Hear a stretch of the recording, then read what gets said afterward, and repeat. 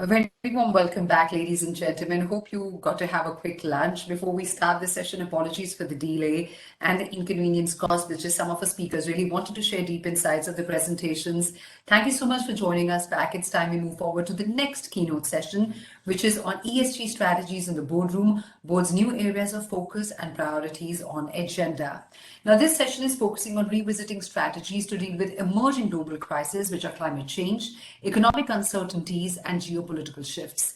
Join the ESG bandwagon, new stakeholder-led agenda to corporate boardrooms, redefining corporate purpose and board oversight for environmental and social impact, navigating the board sustainability agenda amid pandemic, role of institutional investors in achieving these ESG goals and inclusive growth, unlocking ESG strategic value to attract long-term investors and secure shareholder support.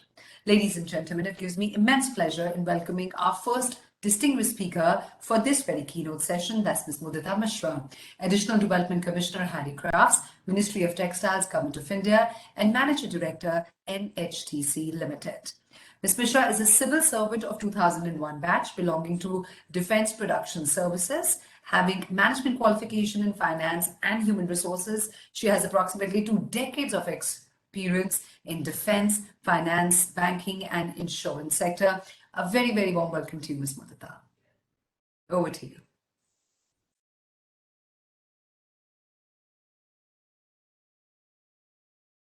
Thank you, Ritika. Namaskar and good afternoon to all our senior panelists and of course this. It is an honor to be a part of this IOD Annual Directors Conclave. Going by the theme of this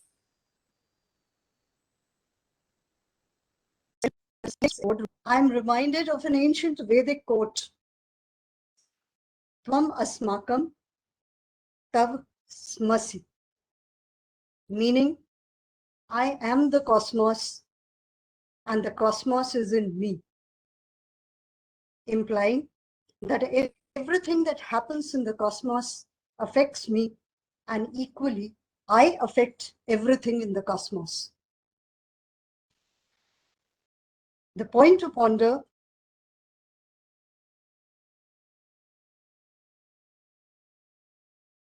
is in more recent times. ESG, as we all know, a set of environmental, social, and governance standards for company operations. ESG represents risks and returns that will impact a company's ability to create long-term value, including climate change and resource scarcity. The environmental criteria considers how a company impacts the nature, that is the air, the water, and the resources of the earth that we use and what we give back to nature. The social criteria considers how a company frames its organizational behavior vis-a-vis all its stakeholders, its employees, its customers, its suppliers, and its policy of inclusiveness and gender diversity. The governance criteria is an umbrella framework that embeds all of the above and ensures that leadership and management is aware of our ESG goals and, like all other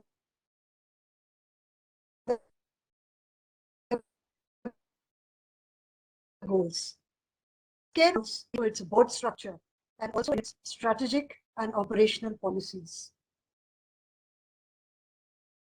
As I said, why have ESG goals become important now?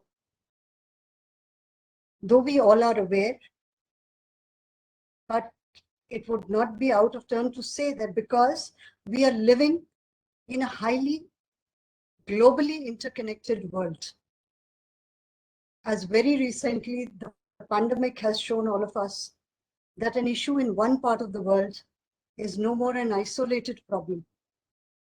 It is an issue, a problem, a concern for all of us. Hence, our solutions also have to be interconnected, collective, and collaborative. Humanity is facing a huge global problem due to deforestation, burning of fossil fuels, and releasing massive amount of carbon into the atmosphere. We are facing climate change, global warming, and distress for billions across the globe. For humanity to succeed and for us to move towards a low carbon economy and a harmonious society, each of us as individuals, as companies, and as nations will have to play a part.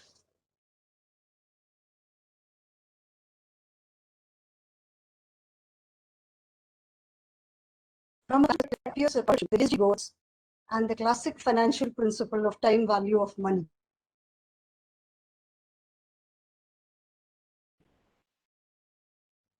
That is more There's a value major issue with the than earning connectivity. double amount of profit, but in future.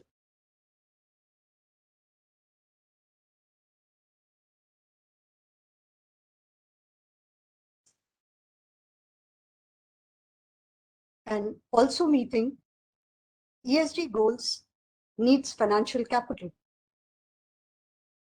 Financially, the above argument appears correct. However, finance or any other capital does not exist in a vacuum. The company has to survive in order to earn profit.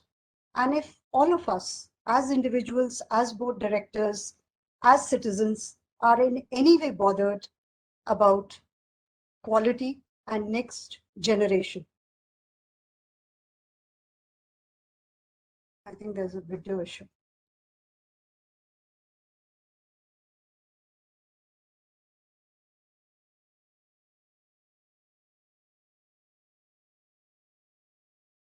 Miss Mudita, can you say something? Maybe we can hear you properly, but your video is glitchy. Can you see the video now? Yeah, it's coming and going, but we can at least hear you properly. Otherwise, the audio was also coming and going. Now the audio is good. Okay.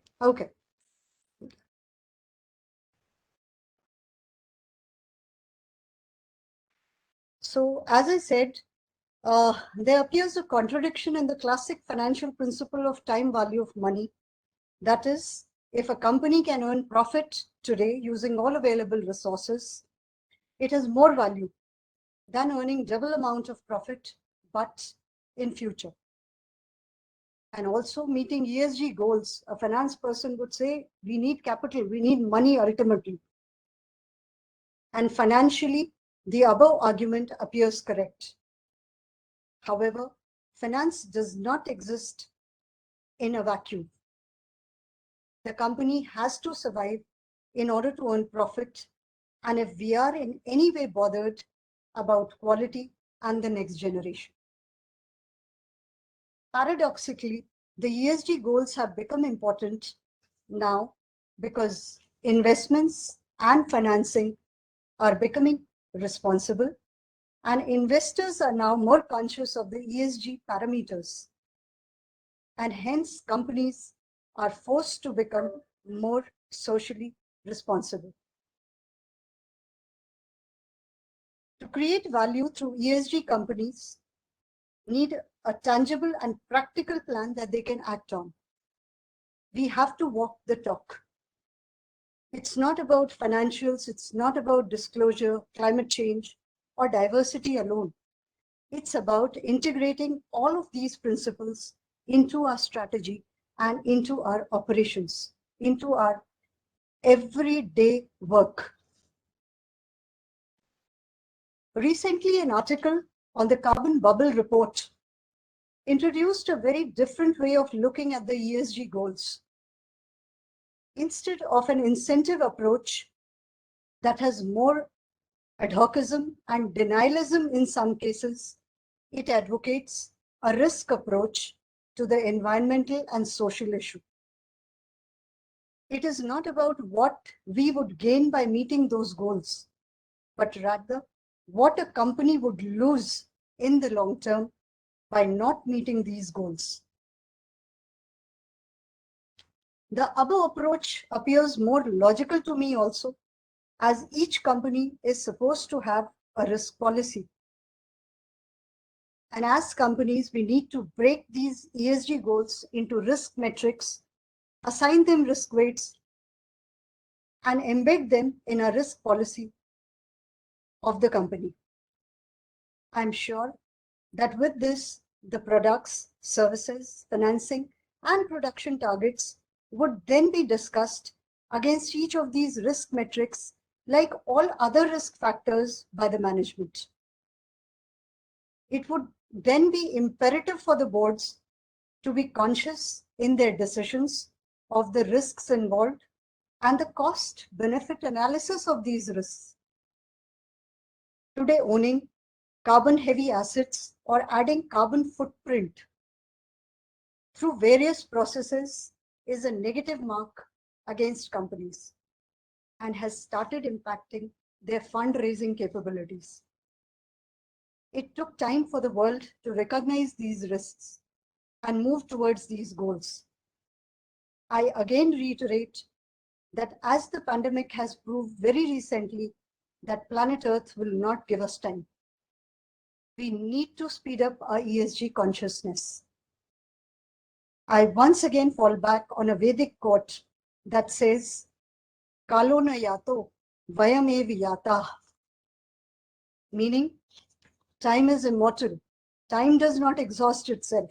It is we who will exhaust ourselves and our resources. As individuals, as companies, we have a lot on our plate to help save the planet and adopt and adapt sustainable circular economy approach so that our next generations may also be witness to the earth and its glory that we inherited. A little on the Indian textile industry and National Handloom Development Corporation, NHDC, along with handicraft sector, which I represent today, I would like to bring certain unique points across to you.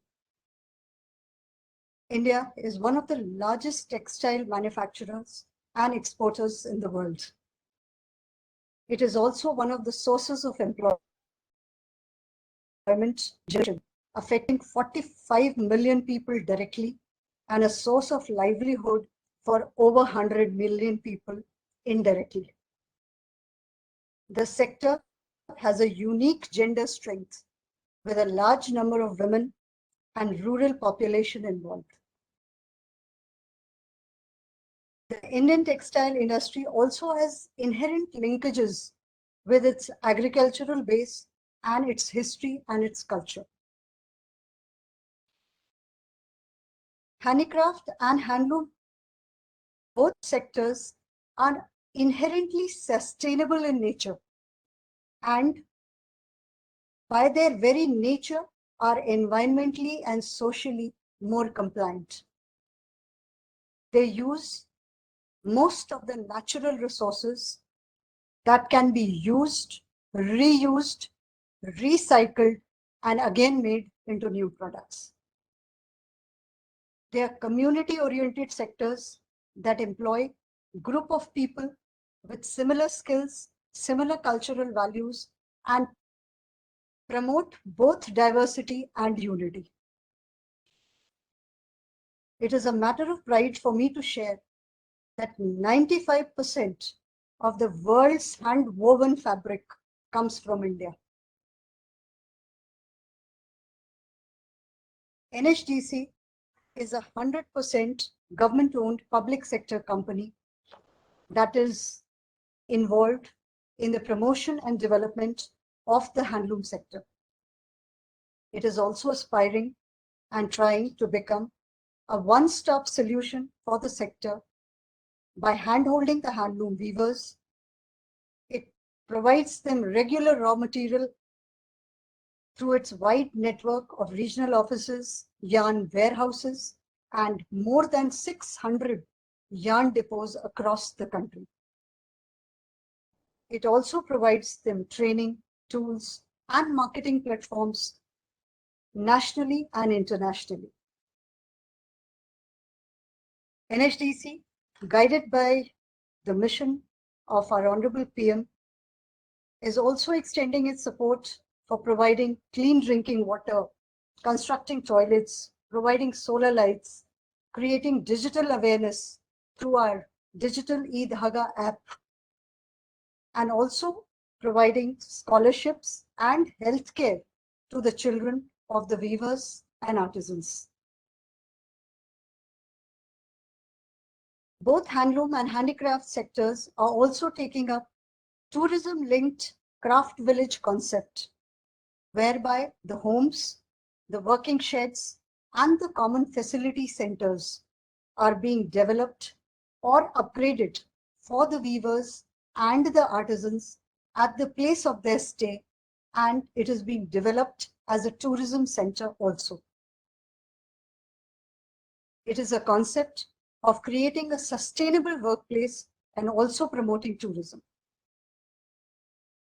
These are a few of my thoughts that I thought I would share on this forum, and would also request members of this August conclave to support handloom and handicraft products and take one small step as individuals, as firms, towards sustainable development.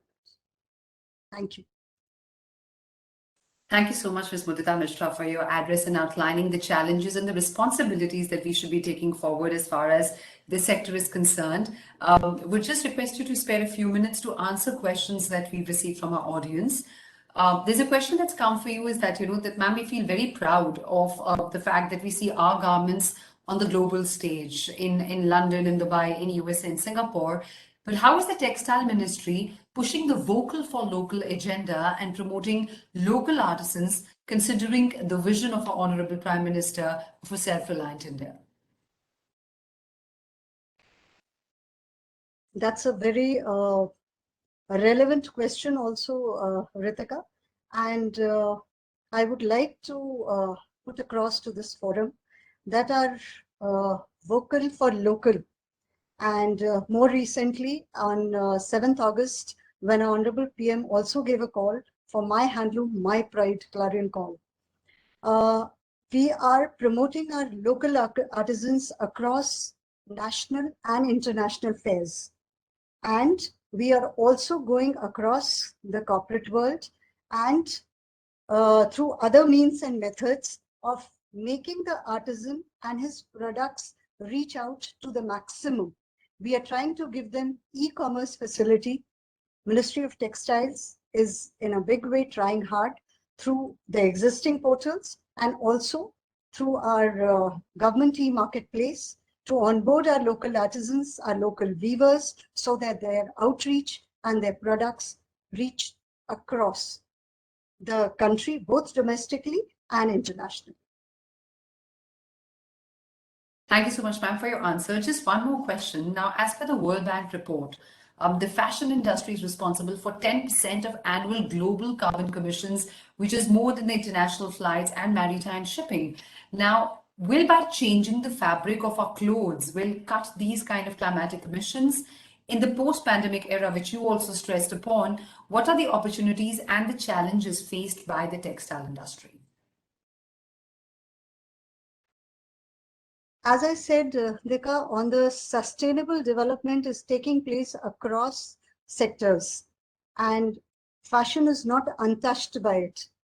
The circular economy approach has given a new rise to a circular fashion, sustainable fashion approach, whereby we try to create products which can be used, reused, recycled, and given back and again used as new products. And innovation in those fabrics is in a big way being taken up by all our NIFTs also, our NIDs also, and also our fashion industry is becoming more conscious about it.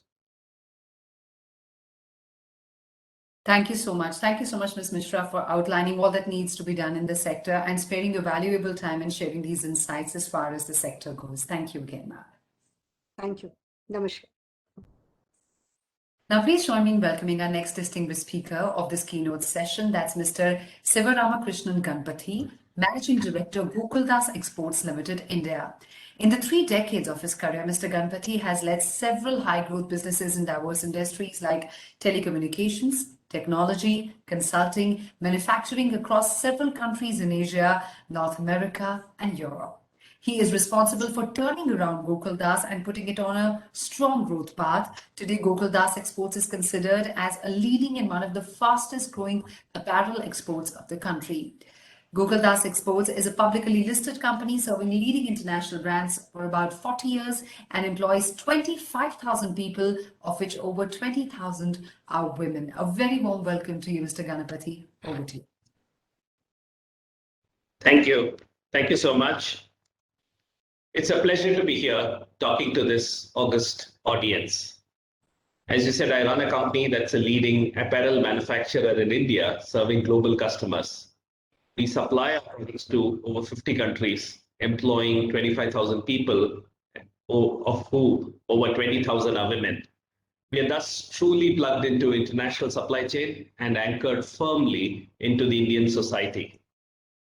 While I would endeavor to cover the issues that impact industry at large, I would draw upon some of the experiences from the apparel world which I come from. The population of our world would soon be almost 8 billion, 50% of who would be the consuming class.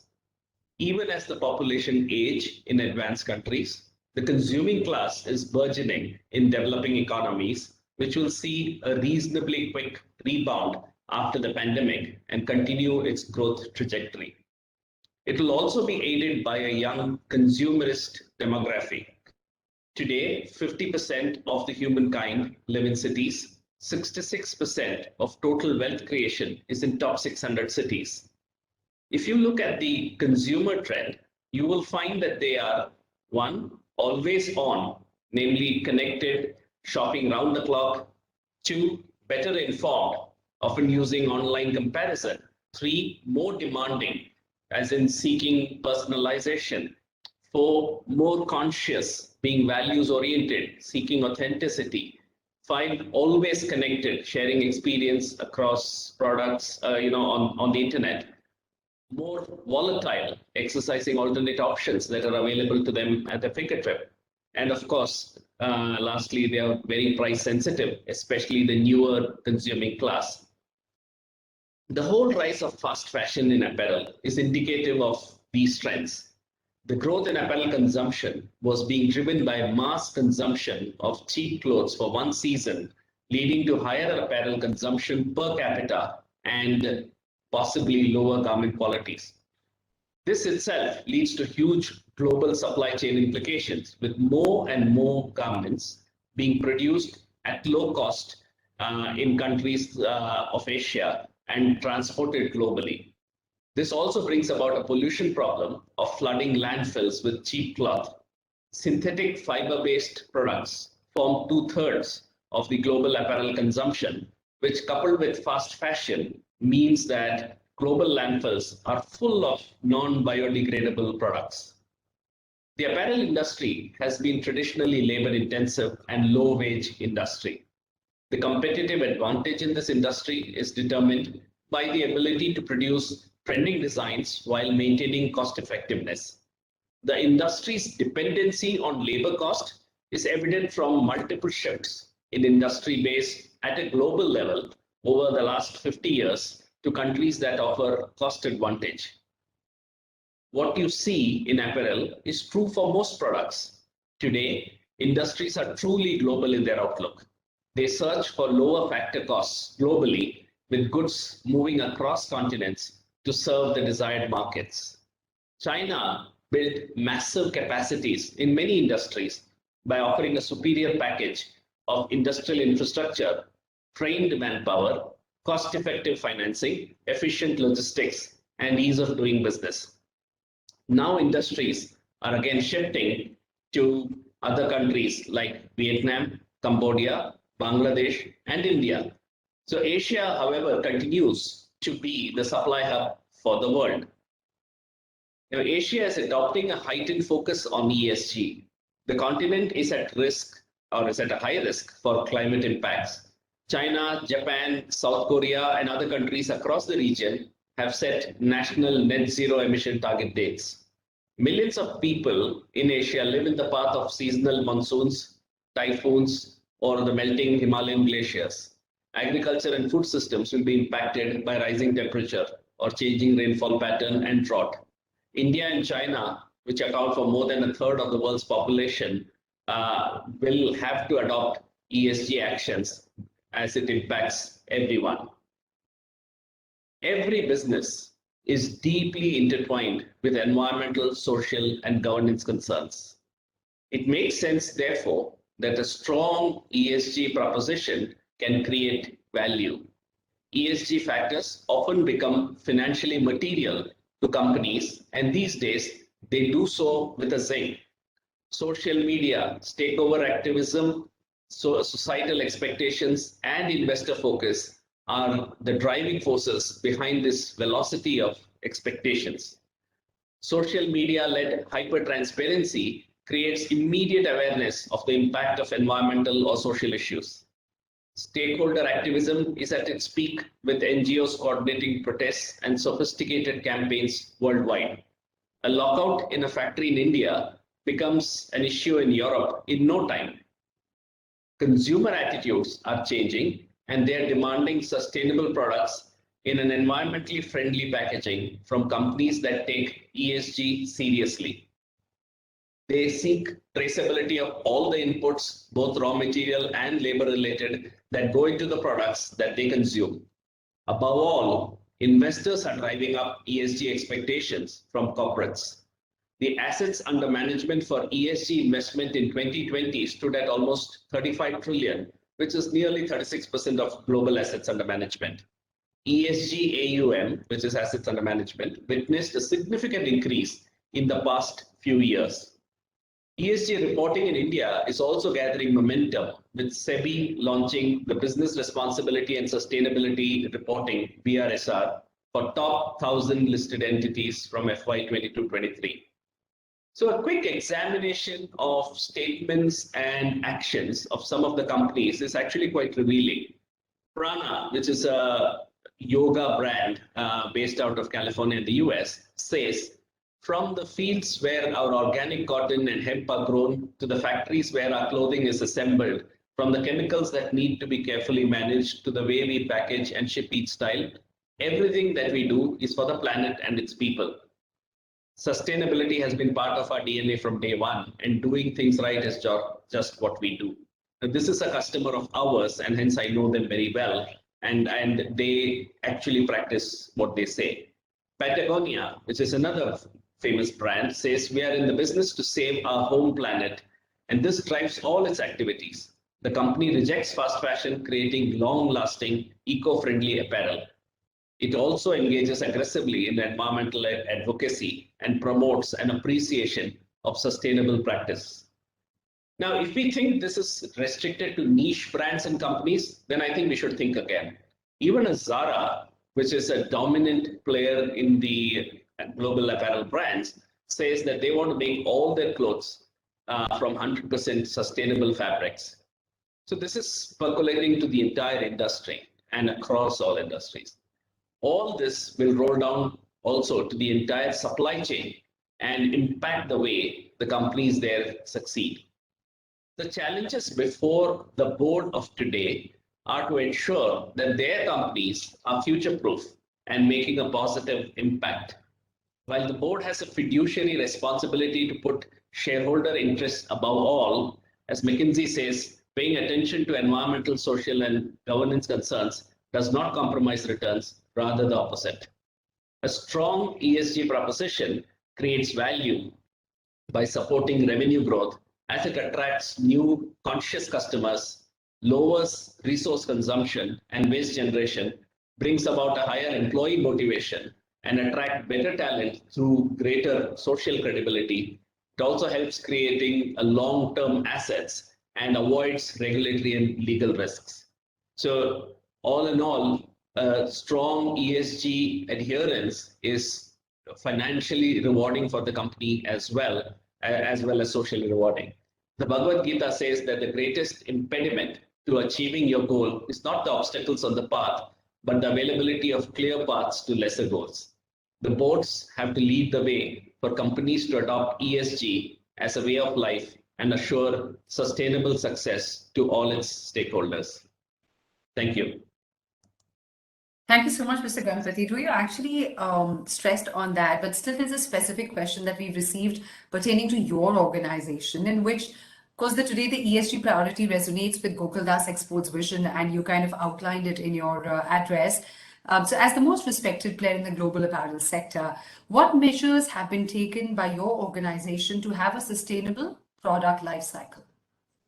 So everything that we do has to fall in the sustainable, realm. So, for example, when we look at the manufacturing process itself that we adopt, so we have laundries, industrial scale laundry, where we consume a lot of water to wash our garments, which give a certain feel. Now we have zero liquid discharge plant, where we recycle all the water. So 92% of the water is recycled, 8% gets evaporated, and the residual chemicals are safely disposed as per pollution control norms.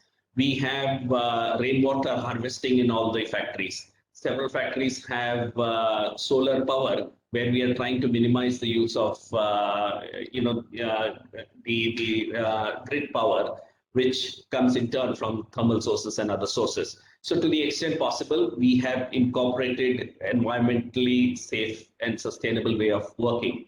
For many of our customers, we're also using organic cotton, recycled polyester based fabrics. So instead of actually using virgin polyester, we force our suppliers to recycle, use discarded bottles, etc., convert it into plastic fiber, polyester fiber, and then convert it into a garment. So there are many ways in which we are impacting the environmental side of the business.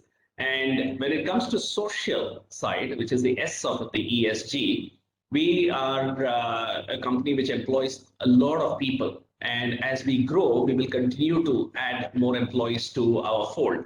We have to ensure that we meet all the regulations and go above and beyond. So providing a safe work environment, ensuring that our employees are taken care of from all the labor law standpoint, and also providing an environment for women for taking care of themselves, taking care of their finances. So we run courses for women, telling them how can they invest the money that they earn, and how do you save for your future requirements, for your children's growth, etc. How can you speak up for your rights within your family? This is going way above and beyond what is even required of us by law. But we do all of this so that we truly empower the people that we work with. So ESG for us, and I think that is true for many industries in India. A lot of them are doing good work, and rather in a quiet manner. Goes beyond lip service. We just have to keep doing this, and we have to do more and more. Right. Thank you so much, Mr. Ganpathi. Actually, I was about to ask you the second question, which would have been about taking care of the health, safety, and the remuneration part, but you answered that itself very well. Thank you so much for sparing time and sharing those insights with us. Thank you again. Welcome. Thank you. And now, ladies and gentlemen, please join me in welcoming our next distinguished speaker of this key session. That is Mr. Terry Heyman, Chief Financial Officer of World Gold Council UK, World Market Development Organization for Gold, a proven leader with vast experience across the gold supply chain, and also leads the various programs of work around ESG, including supporting further progress by the gold industry in helping to deliver the UN Sustainable Development Goals and address climate change. Mr. Heyman also oversees the World Gold Council's initiatives on standard setting, including development of the responsible gold mining principles, the conflict-free gold standard, and the guidance note on all-in costs all of which support increased transparency and integrity in the gold industry. We are related to welcome you, Mr. Heyman. A very good morning to you. You're joining us from London right now. You've been a great supporter of IOD over the years. Thank you so much once again for sparing time for this. Thank you very much, and I hope everybody can see and hear me, and it is a real pleasure to be with you all today. Thank you so much for the invitation. It really is a delight to be part of this event, and in particular talking about ESG strategies in the boardroom. And I can tell you that the gold industry has really thought a lot about ESG, and this is very central to a metal that is so treasured and respected around the world. I'd like to say, just as we get started, happy Navratri to everybody. I wish I could be with you all. I wish I could be in India and joining in the dancing. I hope that before too long that will be possible again. Thank you so much. So with that, let me put up my slides, and then we can talk a little bit about what the gold sector is doing around ESG and why this is important and why it's being important in the boardroom. And I really would like to stress this is an issue that is at the forefront of the board members across the gold industry. We at the World Gold Council are, as mentioned, a membership organization. Our members are 33 of the world's largest gold miners. And I can assure you that in every single one of those 33 boardrooms, there are conversations around ESG. And the reasons that there are conversations around ESG is because it's important for all stakeholders. Gold and the gold mining industry rely on the participation and engagement from a variety of stakeholders. If you're operating a gold mine, you need the support of governments, you need the support of employees, you need the support of communities. And all of those partners have to work together in a real, genuine partnership. And the mining companies realize that they are there for a temporary period of time, can have huge impact in supporting the economic development and growth of those places where they are operating, but it has to be done in partnership so that they have a license to operate. And that's why ESG is so important and so at the forefront. And I have to say, it's not just the gold sector. We engage a lot with the financial community, and we are seeing more and more financial investors wanting to understand what companies are doing from an ESG perspective. It has been becoming increasingly an issue that it's hard to access capital and hard to raise funding and financing if you don't have a well thought out and developed ESG strategy. And I think even we're seeing this in a broad context with, for example, central banks around the world, including in India and the Reserve Bank of India, thinking about green financing, green bonds, and what the future of finance looks like from an ESG perspective. So it really is front and center in boardrooms. I want to talk a little bit about what the gold industry is doing, and specifically gold mining. And happy to speak about the broader gold sector, but gold mining is obviously where the gold comes from. And there is, as I said, a real commitment towards doing that responsibly. We at the World Gold Council have developed, working very closely with our members, the responsible gold mining principles that set out an overarching approach to what constitutes responsible gold mining. These principles are divided into 10 themes across each of environment, social, and governance, and were developed through an extensive consultation process with external participants from governments, from civil society, from others in the gold supply chain, to make sure that what is included in these responsible gold mining principles really does represent the highest level of expectation as to what responsible gold mining companies should do and how they operate.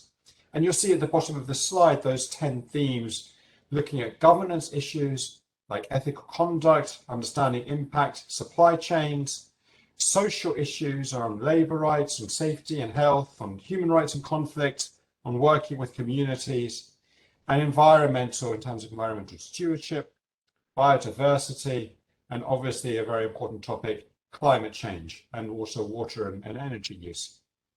And this is a detailed set of principles. I encourage anybody that's interested to go to our website at www.gold.org, and you will see the detail that underlies each of these themes in terms of the explicit requirements on mining companies on what they need to do. And it's not just mining companies saying they're doing this. Conformance requires full public disclosure and independent assurance, bringing in an external third party to come and look at what you've done and validate this. All members of the World Gold Council have committed to implementing the responsible gold mining principles. We're delighted to see other gold mining companies pick these up and use it. And I think it really sends out a very strong message about the importance of ESG to the gold mining sector, and indeed the recognition there is from boardrooms across this industry as to how important ESG is and the commitment to work in partnership with these different stakeholder groups. Now, an important aspect of ESG is it's not just about risk managing and mitigating, important as that is. It's also about the ability for companies to play a positive contribution to sustain social and economic development. And an exercise that we've done at the World Gold Council is mapping the impact of the gold mining sector across the 17 goals set out by the United Nations in their Sustainable Development Goals. And there's a very strong alignment and overlap, and indeed strong ways in which gold mining contributes very positively to so many of these 17. Just to pick out a couple of examples, we see examples around employment and around contribution of taxes that really support the no poverty agenda, contributions to supporting education and building up community schools and colleges and learning environments that speaks to the quality of education. I'll come on to climate change in a moment and talk about the movement that the gold industry is making to affordable and green energy and indeed to climate action, but also around sustainable communities. And so many gold mines operate in remote locations where they really do form the economic and social backbone. So I think it's an important exercise for companies and indeed sectors to demonstrate both how they operate responsibly. And again, that is what the responsible gold mining principles do. They provide this overarching framework, but also to demonstrate how, if you are operating responsibly, you really play a role in contributing to the society that you are a part of. And I would encourage all companies and all individuals to think about how you can demonstrate the alignment across the Sustainable Development Goals and speak to the role that the company plays in pursuing societal good. I mentioned I was going to talk a little bit about climate change, which is obviously a hugely important topic and very topical in the run-up to COP26, the huge gathering of business and political leaders that's taking place in a month's time in Glasgow. And I'm going to be in Glasgow in early November, being part of that conversation led by political leaders around the world. And Glasgow is going to be the biggest gathering of leaders from the political sphere and business sphere that we will see in the whole of 2021, talking about how do we progress on climate change and how do we support the aims of net zero. And I think this is important in so many different dimensions, but the one area I'd like to focus on right now is the impact this is going to have on investments and the impact it's going to have on portfolio design. And we see in the conversations we have with investors that climate change is increasingly driving investment decisions, that people are thinking about how to incorporate a climate lens into their portfolio design. What I'd say actually, very interestingly, is that gold is proving itself to be a climate risk resilient asset, that actually holding gold in your portfolios is going to support the resilience of those portfolios in light of the physical and transition risks associated with climate change. And there are a few different reasons for this. One is gold has a long track record as a risk resilient asset. Another reason is that once you produce a gold bar, the emissions associated with that gold are very small. The gold bar doesn't produce really any emissions once it's sat there in physical form. And so actually holding gold in your portfolio, and we've done recent research that really demonstrates this, lowers the overall energy emissions associated with the portfolio and supports alignment with net zero. And I think we're going to see more and more investors wanting to incorporate an ESG lens and specifically a climate lens in their investment portfolio. And I think that's something everybody should be thinking about, but actually, again, demonstrates the role that gold is going to play. I've talked about our members, 33 of the world's leading gold mining companies, and I'm sure you'll recognize many of the names on that list. And an important aspect for the members and for the gold mining community is decarbonizing. And we are seeing plenty of activity around decarbonization. I've put up just a few examples here. The first all-electric mine in the world is a gold mine. It's Newmont's Borden mine in Northern Ontario in Canada. And they have moved to a completely electric underground mining fleet. And it is the first all-electric mine in the world. And obviously that reduces emissions, but also it has the benefit of removing diesel particulates from an underground environment that require additional ventilation. And what you actually quite often see is that adopting an ESG lens brings additional benefits, often economic benefits. Another example that supports that is the Essakane mine in Burkina Faso. And IAMGOLD has set up one of the largest solar arrays in Africa to support energy needs, not just for the mine, but actually they deliberately built it at overcapacity so that it supports the energy needs of the local community that previously didn't have reliable energy. This is one of the great things that can be done in adopting an ESG mindset, is how do we support not just our business, but the local community that we rely on.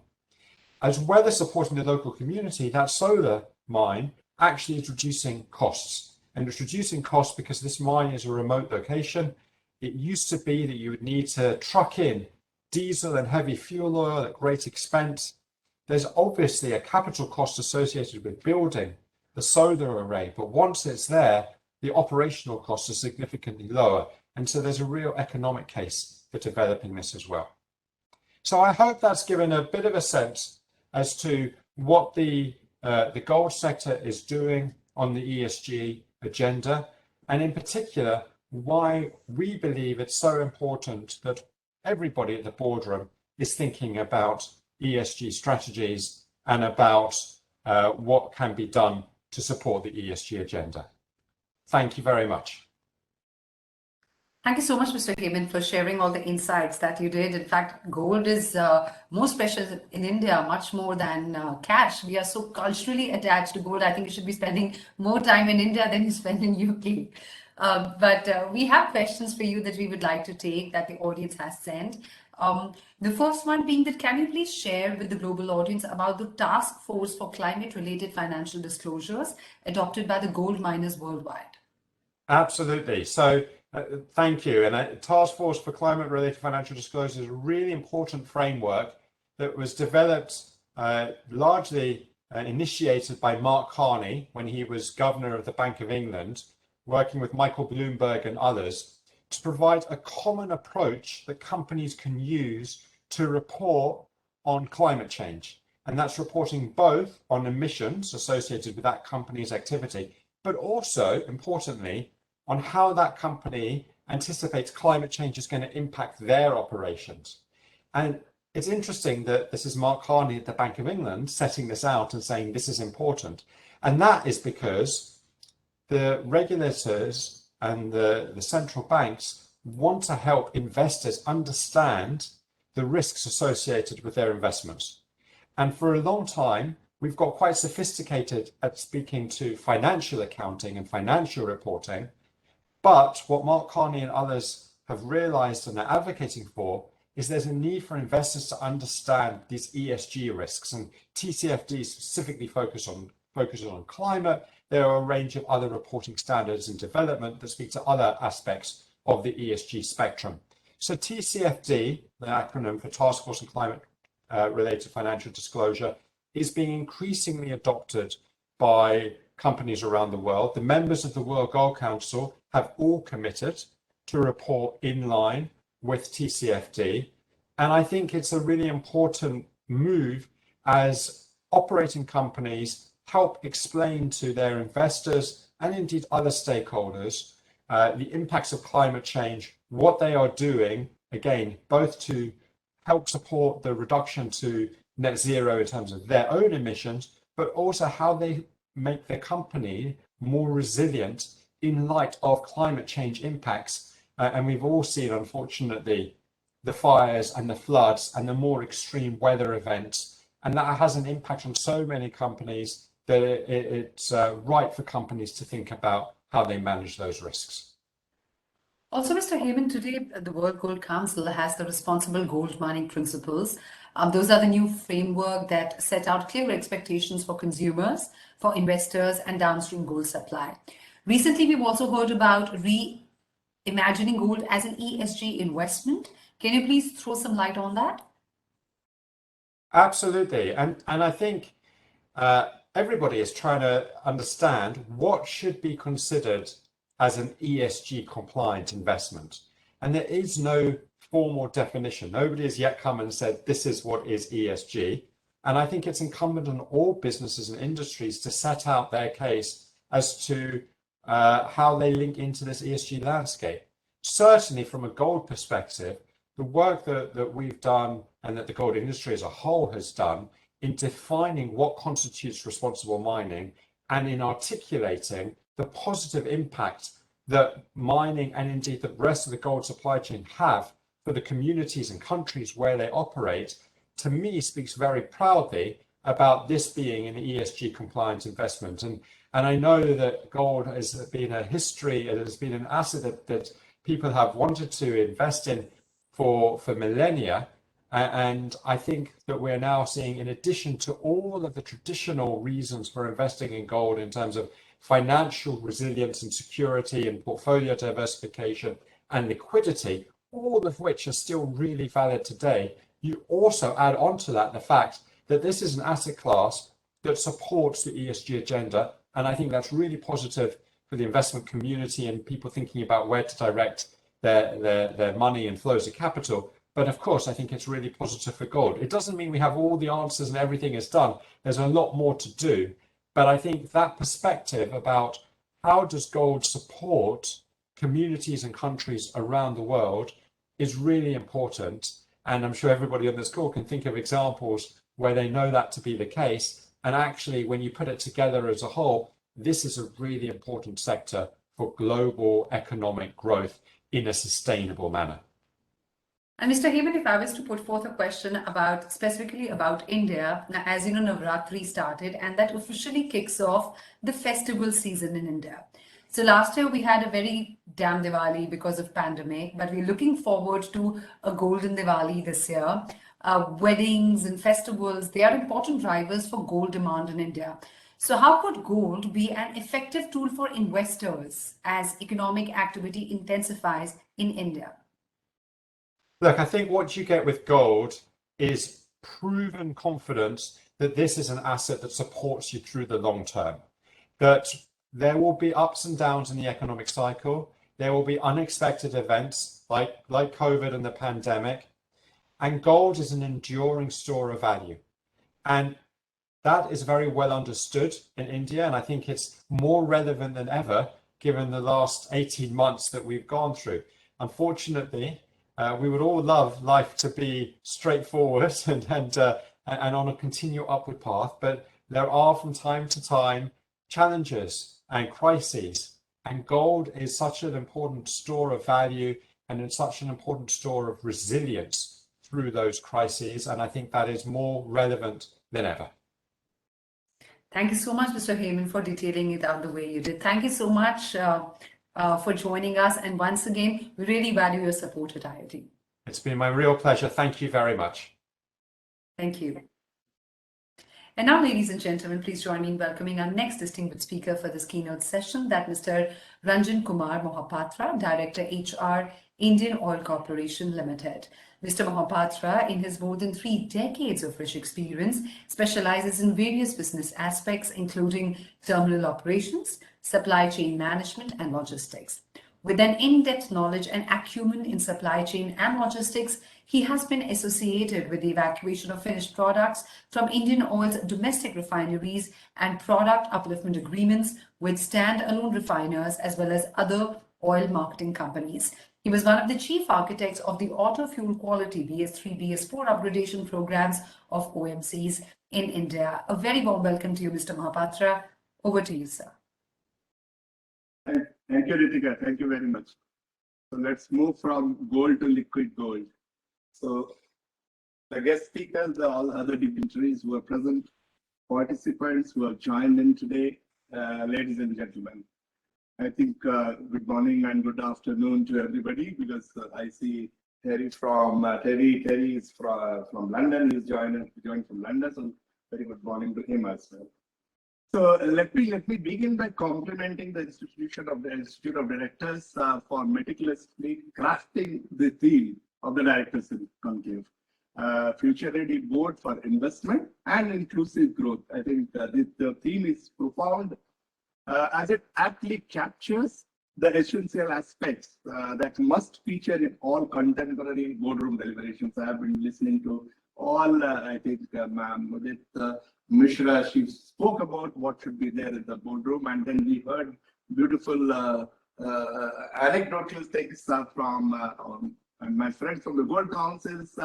So we have to have focus on inclusive growth, and that becomes an indispensable part of being future ready. I think creating more inclusive form of economic growth has long been seen as the responsibility of, let's say, government or civil society. Yet, in the last few years, I think it is increasingly being taken up by the corporate sector as a central pillar of a company's sustainability strategy. From the euphoria of a high growth path, both globally and domestically, but more so in domestically, India had been seen. The debate has shifted to one on inclusive growth. I think companies are waking up to the reality that equitable growth is not merely a social obligation for companies. It is essential to remain competitive and excel.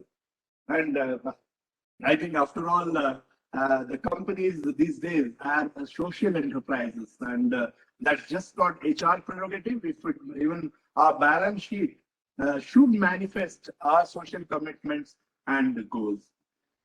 So, as one of the leading energy PSCs in India, the social mandate for Indian Oil was clear from the word go. The ability to balance our commercial interests with social priorities has been ingrained in our DNA. So, you all must have heard the caption of Pehle Indian Fir Oil, first Indian and then oil. This is not merely a catchy slogan. I think it truly reflects how we conduct our business. While we are committed to maximizing the wealth of shareholders, we also stay fully aligned to the national priorities. And this is where a set of robust ESG strategies become very crucial. At Indian Oil, we believe that a strong ESG proposition can create sustained value for the corporation in the long run.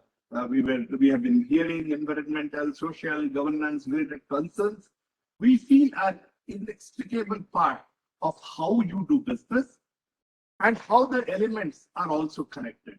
So, for example, let's say the social criteria overlap with environmental standards and governance, and when companies seek to comply with the environmental laws and broader concerns about sustainability. Our focus is primarily on environment and social criteria, but every leader on board must appreciate that governance can never be overlooked. And excelling in governance calls for mastering not just the letter of law, but also the spirit. I think the accelerated focus on ESG factors has been driven by heightened social, governmental, and consumer awareness. The people awareness have definitely driving this. I was listening to a TED. He was also talking about that. This is evolving. People are still not aware exactly what is your ESG focus. I mean, this is developing. But at the same time, there is a strong consensus that a strong ESG proposition can safeguard a company's long-term success. So to leverage the value proposition under ESG, corporate leaders should be asking the right questions. We must figure out how exactly does a strong ESG proposition make financial sense. Again, I think if I quote from my friends who had spoken earlier, I think a company has to operate. So, for instance, how are our ESG strategies facilitating my top line growth? How can we use them to reducing cost? How should ESG framework help us in optimizing our investments and capital expenses? And finally, let me ask this as I call myself the Chief Happiness Officer of Indian Oil. We must know how these strategies contribute to increasing employee satisfaction or employee happiness and thus employee productivity. So after all, a workforce that is fully aligned with the company's overall vision or overall purpose is at its productive best. So a strong ESG proposition can help companies attract, retain quality employees, enhance employee motivation by instilling a sense of purpose and increase productivity overall. And employee satisfaction is positively correlated with shareholder returns. So shareholder returns also will increase. So, and more importantly, the stronger an employee's perception of impact on the beneficiaries of their work, the greater is his or her motivation to act proactively.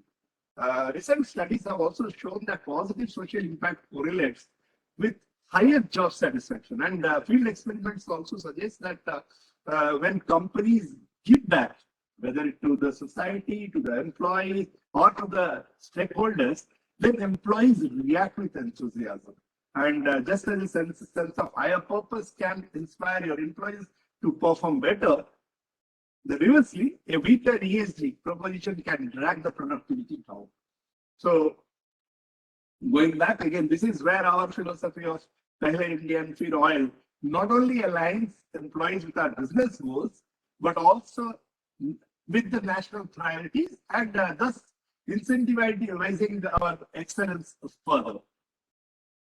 Considering our commitments beyond immediate business goals, let me share today that Indian Oil is driving the national energy agenda, and climate has risen to the top rung. I think I was hearing again, Jrd, he was talking about the climate. It has risen to the top rung of policy in a number of nations today, and so as in India as well, also. And as India's leading energy PSU, IOC, Indian Oil, is parenting India's response. The biggest challenge that we face today is to provide access to clean and affordable energy to all, while catering to the energy requirements of the economic growth. Any economy to grow will require more energy. So that's true for India. If we are aspiring to go to a 5 trillion economy soon, then we require a lot of energy. And there, the challenge is how to provide a clean and affordable energy.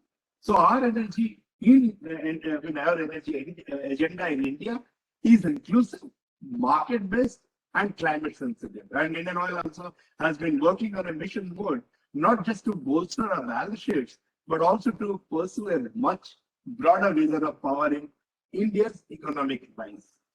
So at Indian Oil, we recognize the power, the opportunities, the challenges associated with ongoing energy transition, which is taking place. And accordingly, we have been investing across the energy spectrum, be it in natural gas or renewables or biofuels. We have been doing it consistently. We also have been working on hydrogen and carbon capture or advanced biofuels and battery technology areas. So in fact, I can assure you that this ambitious growth path has not been charted out of obligations or the need to ensure compliance, but simply by the inspiration to stay ahead of the curve on ESG parameters. So speaking on ESG parameters and the focus on inclusive growth, let me now touch upon one of the most potent corporate tools, corporate social responsibility. I think the concept of inclusive growth has become central to economic development today due to rising economic inequality and its effect on human well-being and prosperity. In fact, today morning I was hearing someone who was telling that in future years we'll have a large number of middle class coming up. I mean, in 20 years, 25 years from today, we will have the largest chunk of middle class. So there will be an economic inequality which is coming up. So let me also add that this disparity also has disproportionately affected women and other people who are less physically able. So the perceived tension between inclusion and growth and the false belief that they should be addressed separately has hampered efforts to pursue and achieve inclusive growth. But in fact, insufficient economic inclusion is a threat to prosperity. At CSR, I feel very strongly, can be a powerful tool to address that exact gap which is existing. For Indian Oil, our CSR commitments are integral to our business activities. Sustained contributions and the environment are a top priority for us, and our corporate journey is not merely a tale of business excellence. It also reflects our commitment to empowering the underprivileged through our numerous social welfare schemes. In fact, the essence of our CSR philosophy reflects our commitment to pursue excellence beyond business benchmarks. This was aptly demonstrated during this challenging pandemic year. In fact, during this period, we went much beyond the mandatory 2% mark as far as CSR spending is concerned. And as kept its CSR initially focused on healthcare, but not during this period, earlier also. And during this period, including installation of PSF plants, supplying liquid oxygen, and shoring up the supply of other essentials during these difficult months. And I am sure that we hope we will continue to do even more in the years to come. Finally, let me touch upon another crucial aspect related to ESG strategies, future readiness and inclusive growth. I think a gender-equal world is a prerequisite for crafting a prosperous future for humanity. I think research reflects that Fortune 500 companies with the highest representation of women in the boards financially outperform those who do not. Yet a look at our corporate ecosystems clearly shows that, not only here in India, but it was the world over, that women in the bedrooms worldwide remain dismal despite the growing strength. So global gender gap report, I was reading in 2020, released by WEF, it says it will take another 257 years for men and women to have pay equality. So these are serious points of concern, and leadership across the board must take serious cognizance of this gap, and these years must be brought down at least by another 90 to 95%. On a positive note, we are witnessing how women leaders who have reached their organization's pinnacle in the last decade have become an inspiration for successive generations. And these vibrant success stories will go a long way, and this will give that ripple effect. And pandemic also has highlighted the centrality of their contributions and added responsibilities that women continue to carry on both professional and domestic fronts.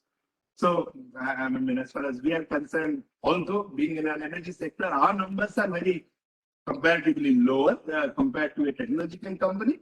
But still, I am so proud that women in Indian Oil have been shining examples of corporate excellence, and their contributions have strengthened this cause of gender-neutral work culture in Indian corporates. And let me also reiterate that as an organization, Indian Oil has been focused on providing women employees with avenues and opportunities to optimize the growth potential and have ensured that they're trained, nurtured, encouraged at all levels, and particularly the mid-level, which is an issue for every organization. Empowering our women and fully leveraging their skills, their power, their leadership potential is obviously, we feel, extremely essential to maximize our, as far as Indian Oil is concerned, Indian Oils, and as well as the nation's competitiveness. After all, gender diverse leadership is more likely to find innovative solutions and foster inclusive growth. And let me add that the positive focus areas of Indian Oil that I mentioned are a board whose focus on governance is paramount. It has to flow. It has to flow from the top in this case. And it is flowing. The presence of course, independent directors continuously, that strengthens our decision-making process. And they play a crucial role in inspiring us to go from compliance mode to social service mission. So before I conclude, let me share that while companies find ways to tackle day-to-day challenges, it is important to keep sight of the big picture and establish a strong ESG framework that can withstand the test of time. Not only test of time, investor demands from all the stakeholders, cultural shifts. I think it has to withstand that. And being proactive in ESG will allow time to build more programmatic strategies versus one of reaction to current events. So as we are all reacting to the pandemic now, as if we think this is all that we have to do in future. No, we got to have strategies which can stand the test of time. For companies to stay out ahead of regulations, competitions, and unless all the benefits of ESG, they must integrate this framework at the core of their DNA. And in another perspective, organizations that fail to comply with these environmental or social factors may end up struggling to deal with regulatory or legal or reputational issues at a later stage. So to remain attractive as an employer or as a brand or as an organization, organizations have to perform well on ESG. So let me just leave you with this interesting nugget. A recent study shows 49% of millennial millionaires make their investment based on social factors. And so the mandate is evident. For sustained excellence, we got to stay ahead on the ESG curve. Thank you very much. Thanks for listening to me. Thank you so much, Mr. Mahapatra. I just request you to spare 2 minutes to just answer these questions that have come in for you. The first one, you touched upon it a bit, is that now the Indian economy is going through an energy crunch, therefore pushing a shift towards the use of renewable energy. How is specifically oil industry preparing for this very issue? Yeah, let me tell you one thing. Let us just start. Any economy to grow, it will require a lot of energy. Our energy dependence is going to increase in future multifold. If you are aspiring to be a 5 trillion economy, I think I was hearing somebody who says by 2050 we should have 25 trillion economy. We should be a 25 trillion economy. If we are aspiring that, our energy requirement will go up. So we require energy. But at the same time, what sort of energy? Energy basket, which is now more of coal or liquid fuel, which is there, has to be distributed in such a way that you have more of renewables into it. We have more of other, like we are talking of hydrogen economy, we are talking of gas economy. All those things also have to come to that basket so that it is available. And let me assure you, oil companies particularly are leading this. I mean, they are known as oil companies, but they are actually energy companies these days. So renewable energy also forms a large chunk of their activities now, and they are moving in. Every company, whether it is private or a PSU, every company is moving into that. But at the same time, the other forms, whether it is coal or liquid fuel, will not go off because you require much more energy than you can bring in from renewables and other. So the pie is increasing. It's a bigger pie. But you have to continue reinventing the way you are making the energy available for this growth possible. Sure. And so being a public enterprise leader, how is the oil sector embedding ESG strategies in the boardroom? So do you think that a shift from non-renewable to renewable is going to be a smooth transition? Absolutely. Absolutely. That's what I think I spoke about it. That I mean, I can talk about particularly my company. It's all driven from, it has to be driven from the top. If you have to really, your ESG framework has to be in place. It has to be driven from the top. And, but I mean, not only you don't live, see, to some extent, people always think that environmental and social, they are sort of regulatory frameworks. No, it is much beyond that. And this drive has to be carried on from the top level, from the board. And I think the particularly the PSC boards are highly, highly inclined towards not only setting up a nice ESG framework which can withstand the test of time, but to make it work for each level so that everybody is into it. This ESG framework is ingrained into everybody's mind or everybody's action at every point of time. Right. Thank you so much, Mr. Mahapatra. Thank you for sharing all the details with us, the insights that you did, and the responsibilities that we need to look forward to and the opportunities that lie ahead. Thank you so much, sir. Thank you very much. And now, ladies and gentlemen, let's extend a very warm welcome to our next distinguished speaker of the keynote session. That's Mr. Siddharth Sharma, Group Chief Sustainability Officer, Tata Sons India. Mr. Sharma was a career bureaucrat for more than 2.5 decades before transitioning to the Tatas in February 2019.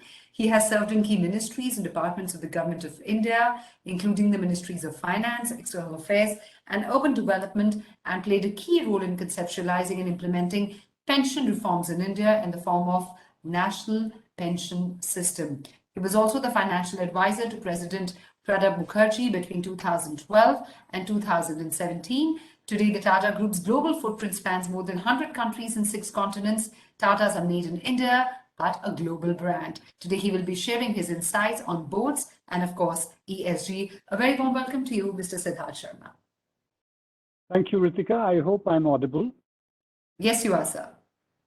So I'll start without any further ado because just before I was heading into this talk, I was just reading a very interesting survey that an independent research firm had done by the name of Verdantics. It's UK based, and it just outlines the importance of ESG in today's corporate framework, not only within India, but also globally. So some interesting points before I begin on my presentation. For 43% of the participants who were surveyed, the pandemic proved to be a tipping point insofar as ESG awareness and heightened ESG awareness was concerned.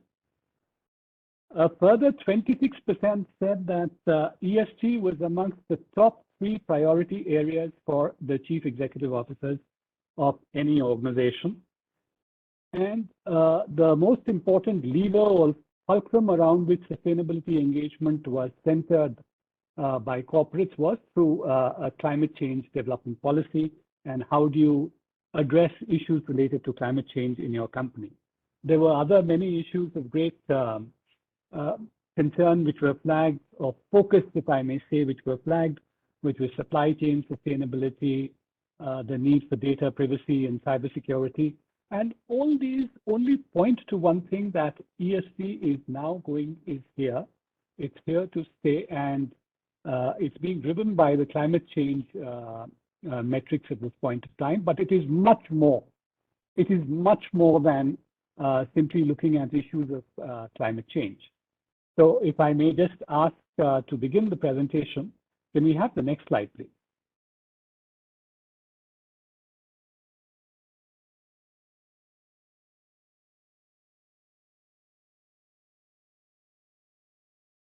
Could I have the next slide? Yes, thank you. Now, I've been asked to speak about ESG and the board, and it's very clear that it is the responsibility of every board to take the lead on ESG, because I think my predecessor, my speaker, Ranjan Mahapatra, who spoke just before me, again said that it has to be a top-down approach. It has to be something which is to be driven by the board.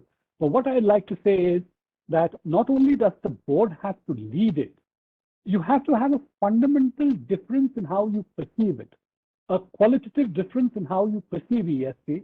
So your short-term thinking has to give way to long-term thinking, because if you're looking at, let's say, your decarbonization, your water footprints, etc., these are multi-decadal stories. If you're talking about on a global level, on a national level, and again, as a subset, the corporate level, net zero by 2050 or 2060 or 2070, obviously, the vision that the board and the CEO is going to enunciate is going to be followed through by a whole lot of people who will succeed him. And therefore, the vision and the thought process has to be multi-decadal. It's not a short-term or a medium-term issue. And the focus has to change from shareholder value to stakeholder value, because you have to work through every aspect of how you impact your employees, how you impact your stakeholders, how you impact your communities, how you impact the larger ecosystems that you operate in. And it has to be part of not a peripheral thing, not a standalone ESG strategy. It has to be actually embedded into the core of business operations. It has to be central to business operations, irrespective of the domain it pertains to. So it cannot be a standalone area of focus. And the responsibility not only for operations, but across the entire life cycle. And when we discuss about climate change, we don't only talk about scope 1, scope 2, we also talk about scope 3 emissions, which are very, very important. So even when you talk about business strategy, it is across the life cycle of products, across the life cycle of a company, which is always assumed to be a going concern, and therefore you have to put it in place. Next slide, please. And ESG-related expectations are actually increasing insofar as boards are concerned, and there are a lot of it which relate to regulations, heightened regulations. If we look at SEBI, from the next financial year onwards, which is 1st April 2022 onwards, the top 1,000 listed companies by market capitalization will report on the business responsibility and sustainability reporting framework, which is again very detailed. There are the national guidelines on responsible business conduct. There's section 135 of the Companies Act, which looks into your CSR issues. Then there is, of course, reporting around TCFD and IR. So the length which is being shown on company operations, on ESG operations, is getting wider, and it's getting more and more pronounced. It's something which will evolve over a period of time, and the extent of regulatory compliance and the extent of compliance with stakeholder expectations, because it's not only regulations, it is what your customers are wanting, it is what you internally are wanting. So there's a whole prism, a 360-degree, where a company has to move on the ESG agenda, and consequently, the expectations from the boards are absolutely, absolutely high. Next, please. And it's very clear that the boards, when they get into it, they have to ensure, as I said, that the ESG approach is completely, the strategy and the approach is aligned with business. It's well integrated into organizational purpose and culture. Most importantly, you have to see where you are operating. What is the framework of operations? What are your peers doing, not only at the national level, but at the global level? The sectors in which you are kind of operating. And then you have to look at how do you set your sustainability goals and your ambitions. And it's very important to have materiality in there. Now, it's easier said than done. Materiality mapping is a very, very complex exercise. So what are the issues which are going to be material to you, not only today, but over the medium and the long term? Then how do you capture that materiality in terms of your key performance indicators? What are the metrics you use to evaluate how you're going to move forward? And I was in a discussion in another forum where somebody said that a company had looked at 2,000 KPIs. I mean, it's completely irrelevant. If you have those many KPIs, then you can be dead sure that you are not going to move on any. So it's going to be a process which has got to be very, very data driven. It's got to be a process which has got to be vision oriented, a long-term vision oriented, and you have to be sure that your materiality assessment reflects the risks that you face as a company. And the board then again has to provide a lot of guidance on strategy execution to the top level, which then gets converted into a very solid plan of action. And of course, you have to review progress. So it's very, very important that, because as I said, this is going to be multi-decadal. All of us know that this is going to be multi-decadal. And therefore, it's necessary to have course corrections in between. It's necessary to have reviews, and it's necessary to do this all from the top and integrate an organizational culture running across the organization. Next, please. You must also, the boards must also very, succinctly consider the interconnectedness of various risks. They must ensure that there's an engagement between the various committees, the risk committee, the CSR committee, and other ESG committees of the board. They must again be very, very abreast of what are the emerging themes and trends. So it's only then that you can have strategy and execution aligned to what's happening across the globe. I had already said that we must regularly review sustainability performance of the company against whatever is the goal or the vision that you have adopted. It's important to establish a linkage between ESG performance and CXO compensation. Now, this is something which is evolving right now. But as a matter of principle, I think it would be very well that CEOs, CXOs, and others would be appraised in terms of the performance that they are delivering across the ESG criteria that has been set by the board. And it's very important, as I said, the regulatory space and also disclosures, because the lens is again widening and the lens is becoming more focused. So it's necessary to ensure that there are sustainability reporting mechanisms, and you use the global frameworks and the Indian frameworks to report so that the world at large knows what is your exact performance. Now, having spoken about the generic aspects of it, and I'm very happy to say, and most of you know, that the Tatas have been outliers. And if you look at environmental sustainability, the social aspects and the governance aspects, I think the social aspects from the point of time the group was founded by Jrd Tata have been predominant. And I think what he said, that in a free enterprise community is not just another stakeholder in business, but in very fact, the purpose of its existence. And I think that defines the Tata ecosystem, the Tata DNA, the Tata founding fabric, because we've always rated our companies and our communities as those which we must pay a lot of attention to, which we must work together with, where we must give much more than what we've received from them. And that's been the philosophy. Next. Next, please.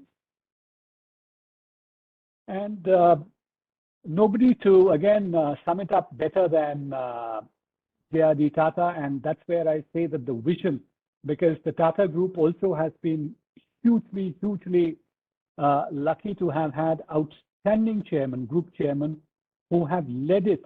Jrd Tata for 50 years, Ratan Tata for 20 years. And with that kind of vision that they had and execution across, because every person who was coming in was following on the foundation that had been built by his predecessor. And they had enough time not only to outline the vision, but also to ensure that they put in place mechanisms and structures and processes to ensure that there was a follow-through. I mean, you said I was from government, and if you realize that you become Secretary Government of India in the last 2-3 years of your career, and that is if you joined at the youngest in your batch, and in 2 or 3 years, it's possible you may move across 2 or 3 ministries. So the question is, where is the strategizing? You just do not have the time for strategizing. And that's where I say that the Tatas have been exceedingly lucky to have had a range of chairmen who had tenures ranging from 50 years to 20 years, etc., where they could lay the foundation and the framework, and they reinforced this organizational ethos of working for communities and with communities. Next, please. And again, the whole structure, and that's why I say we are outliers, because the whole structure is based on a distributive model. It is not a model of accumulation. If you see, the Tata Trust controls 2/3 of Tata Sons, which is the investment holding company.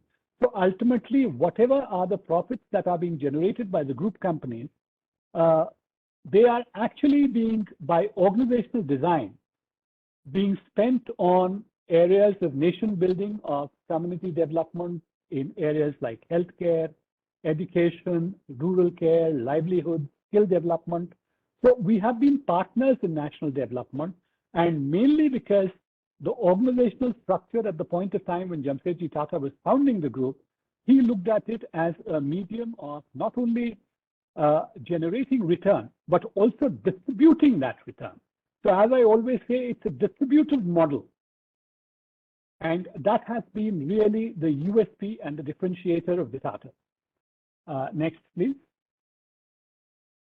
And if you see on the left-hand side of your screen, if you look at all the enactments, all the facilities, all the welfare measures that were introduced by the Tatas, much before they were enacted by the Government of India. Because the Government of India came into existence only in 1947. Before that, it was a colonial administration. It was a pre-independence administration. And if you see, we introduced the 8-hour working day in 1912, which finally got enacted in the Factories Act in 1948. There was free medical aid, schooling facilities, leave with pay, workers' provident fund scheme, accident compensation scheme, maternity benefits, profit sharing bonuses, retiring gratuity. I mean, all of which would actually have defined corporates and how you walk the extra mile, and which were implemented subsequently, were done by us, not because of anything else, but because we always thought that that was the right way to go forward. And that was a very important part of our ESG strategy. And then when I come to climate change, you could see again that we were forerunners. The Rio Earth Summit 1992, Mr. Tata was one of the people who was invited there, and he realized that climate change is obviously going to be something very, very important. And this was almost 30 years before, and we had a climate change policy which he enunciated, and we kind of made sure that all our companies were in tune with that policy, were abreast and cognizant of what that policy entailed, and that's how we have gone forward up till now. Again, in continuation of the 2009 climate change policy, a center of excellence was set up within the Tatas at the group level, which is the Tata Sustainability Group, which I head as the group CSO. And that was the nodal resource on sustainability, which would advise all our Tata companies and which would ensure that there was not only hand-holding, facilitation, enabling, but also setting up of governance structures relating to sustainability, ensuring that these were adopted in the form of key metrics and KPIs, the lowest common denominator, against which the performance of all Tata companies could be mapped. Because as you know, we are a salt-to-software conglomerate operating across diverse sectors of the Indian economy and globally. So it's very, very necessary that there is a common minimum agenda that we have against which we can measure progress.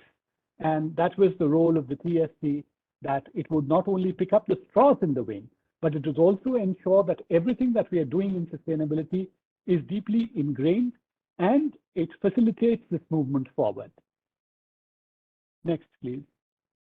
And if you look at how our boards engage, so you know we have 29 publicly listed companies out of our 100-odd companies.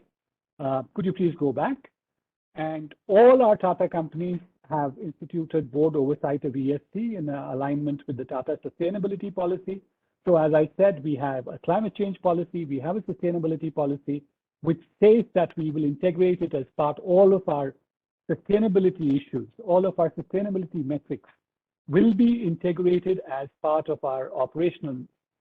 And we have 13 Tata companies which have a sustainability and an ESG committee of the board, 4 Tata companies with separate committees for CSR and SHE, 11 Tata companies on CSR, and then full board oversight by others where there are no dedicated companies.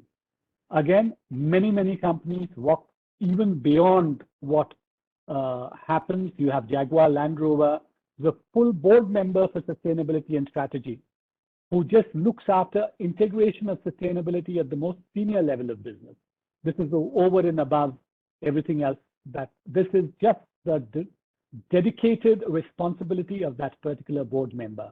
Similarly, Tata Steel has a CSR advisory council, and it's comprised of some of the most eminent personalities from academia and the development sector, and they provide macro level inputs on the CSR policy of Tata Steel.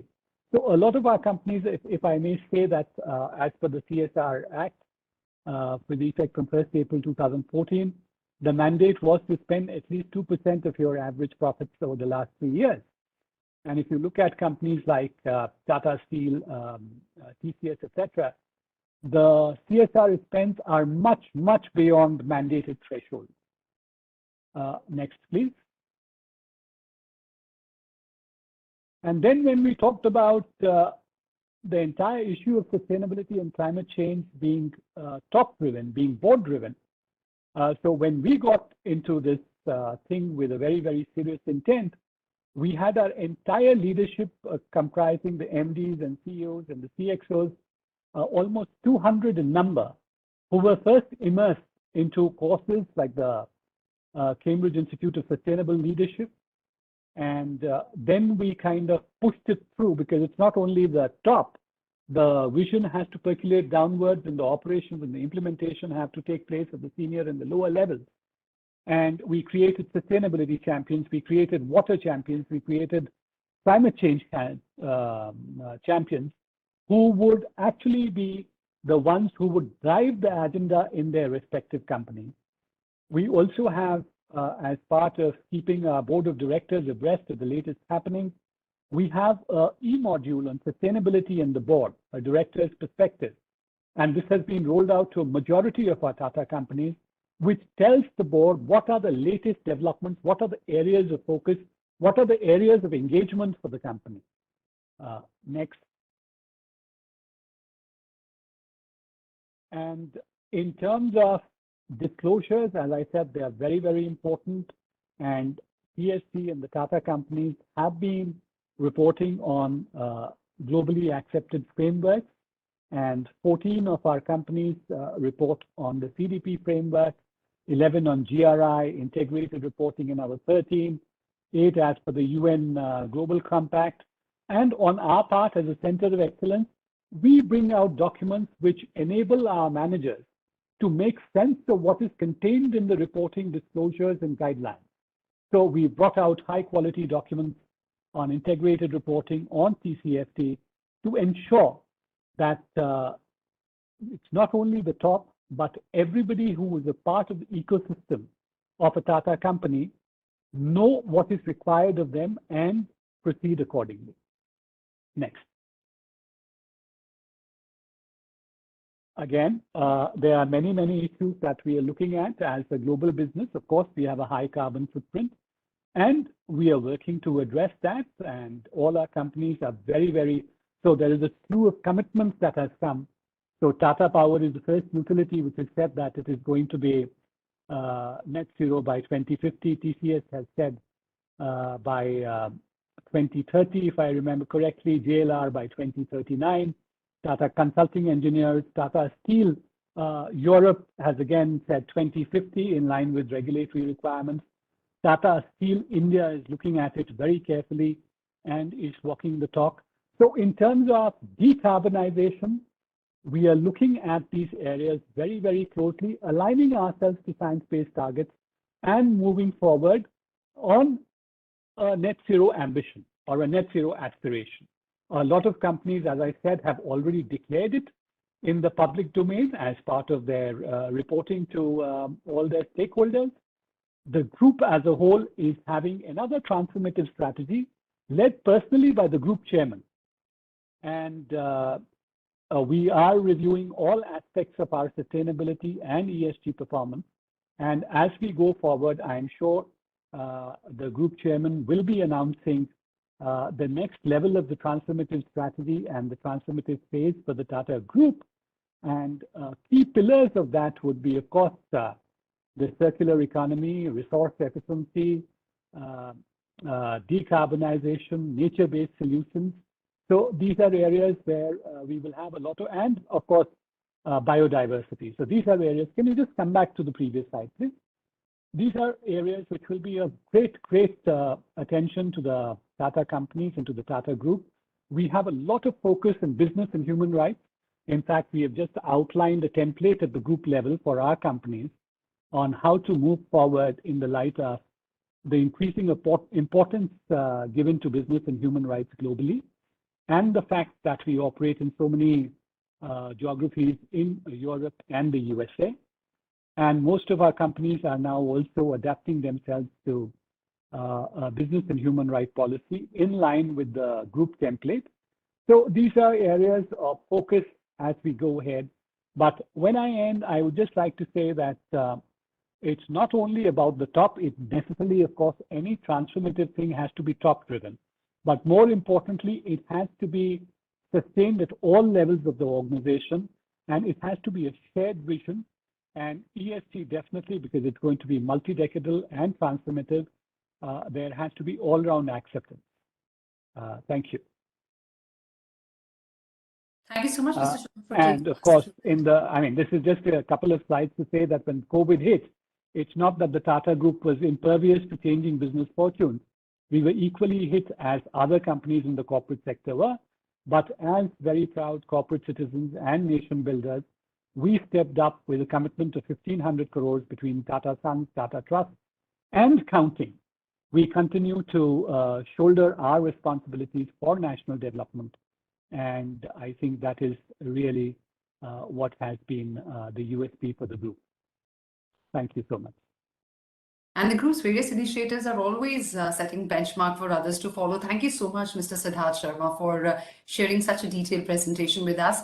There are a few questions that we've received for you, so if you could just spare 5 minutes to answer those. Sure.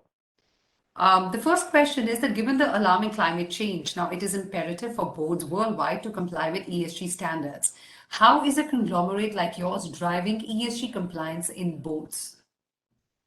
So I think I've answered that as part of my presentation, because all of us, all our companies are very, very cognizant of the challenges brought about by climate change. I think if you look at from a materiality perspective, 6 or 7 of our companies actually account for 90% of our carbon footprint.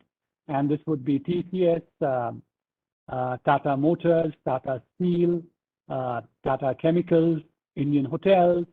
And all these companies have declared, most of them, so as I said, TCS has declared a net zero target. Tata Power has declared a net zero target. Mukundan and Tata Chemicals has declared a net zero target, all aligned to science-based initiatives and the science of climate change. So all the boards there are very, very, very focused on how to move the needle forward on climate change.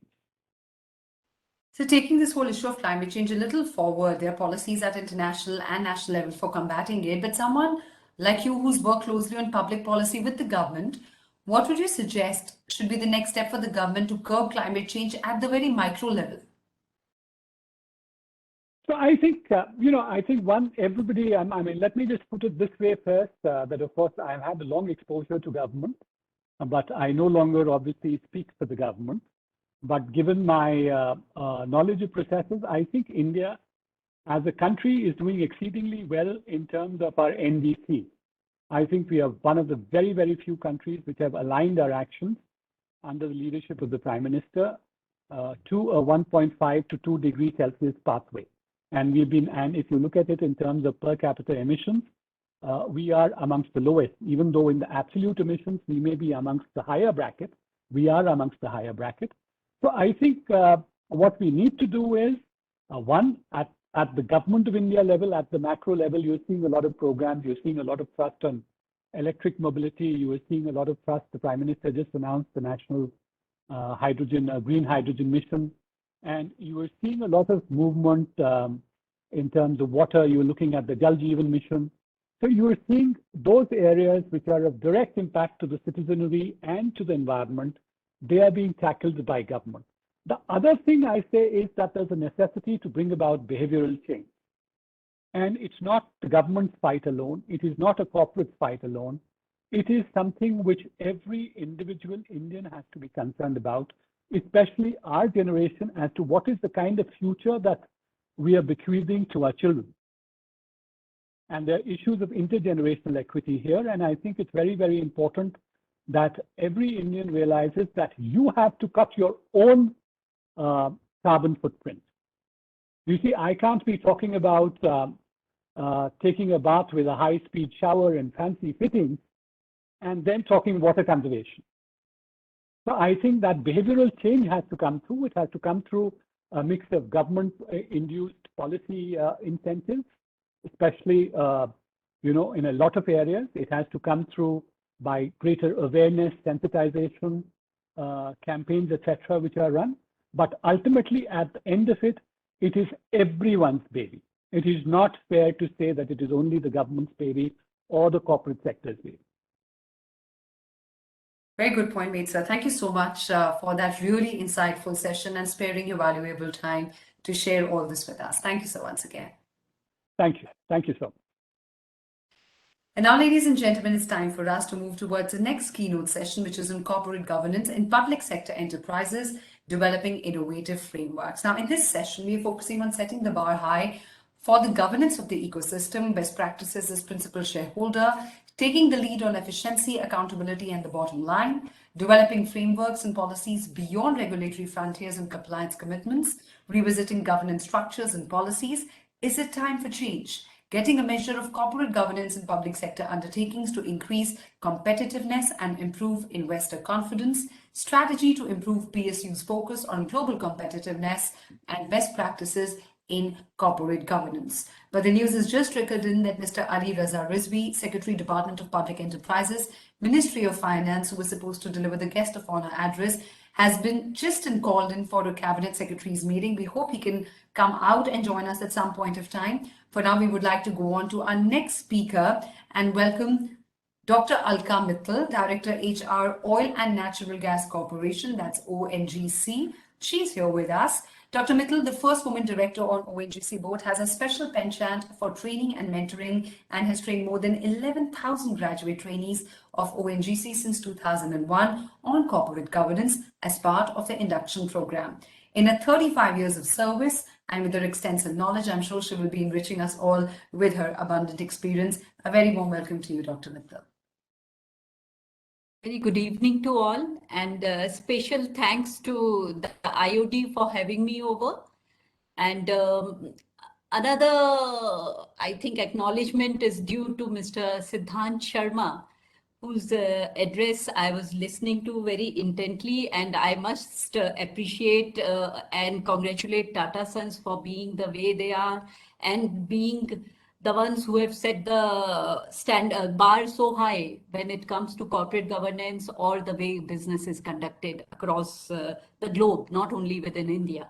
And I would like to share with, while talking about corporate governance, it's an area very close to my heart because of the fact that I did quite a bit of research in the area of corporate governance, especially in perspective of the public sector enterprises. Public sector enterprises, and especially when we talk about ONGC, the governance of the company for us is led by the human values, which we take lots of pride in, which we have inculcated in each and every person of ours. In the individual dignity, which we give lots of importance to and priority to at any stage in any set of circumstances, and adherence to honest, ethical, and professional conduct of our business. So these are the values which govern our decisions, which govern our board, which govern our progress, growth, trajectory as such. And ONGC is committed to the highest level of transparency, accountability, and responsibility right from the day of inception. In fact, those were the days when our forefathers, our pioneers were working in the toughest of circumstances, but with highest of standards of ethics and personal integrity. And that is what ONGC is all about. And while we are talking about the governance philosophy of ONGC, let me share with you, compliance with the of laws is kept as a priority, and there's no compromise on that. There's no way that we would miss out on that. Risk management is very much a part of mitigating the risk is very much a part of our business, because we are working in a situation, in an environment where risk is there, and we have to understand, assess, and prepare ourselves to deal with the risk element that is there. And for that, we need to have a very robust internal control system, which we take due care of. We have standards, we have standard operating processes, which are at no point compromisable, I would say. And all this is done with highest of ethical standards, because a person who's working in the field, if he is not honest to his job, his responsibility, things can go wrong very, very badly. And that is what ONGC cannot afford. So we are very, very particular on that. And we are, of course, looking at all disclosures well ahead of time. I remember at the turn of the century in 2000, when we spoke about having all declarations on governance and all compliances when it came to establishment of audit committee or having independent directors and so many other set of rules and regulations that were there as per the section, as per the clause 49 of the listing agreement. ONGC took pride in the fact that we were already ahead of the curve. We had already adhered with that. So rights of shareholders, timely information to our shareholders and each and every stakeholder, I would say, because we talk in terms of stakeholders. Shareholders may be maybe so many, but stakeholders are almost all who get in touch or who come in contact with ONGC or with whom ONGC has any dealings. Equitable treatment to each and every person who comes in contact with us, whether it's a vendor, an investor, employee, secondary workforce member, or any of our civil society organizations who are in touch with us for carrying out good work around our areas of operation. So this is one area which we give lots of priority to.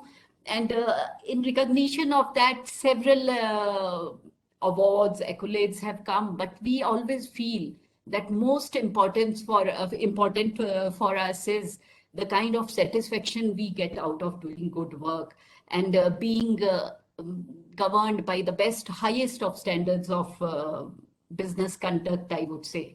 So while we are talking about governance in today's scenario, times have changed, and change is something which is, we always say, always the only constant.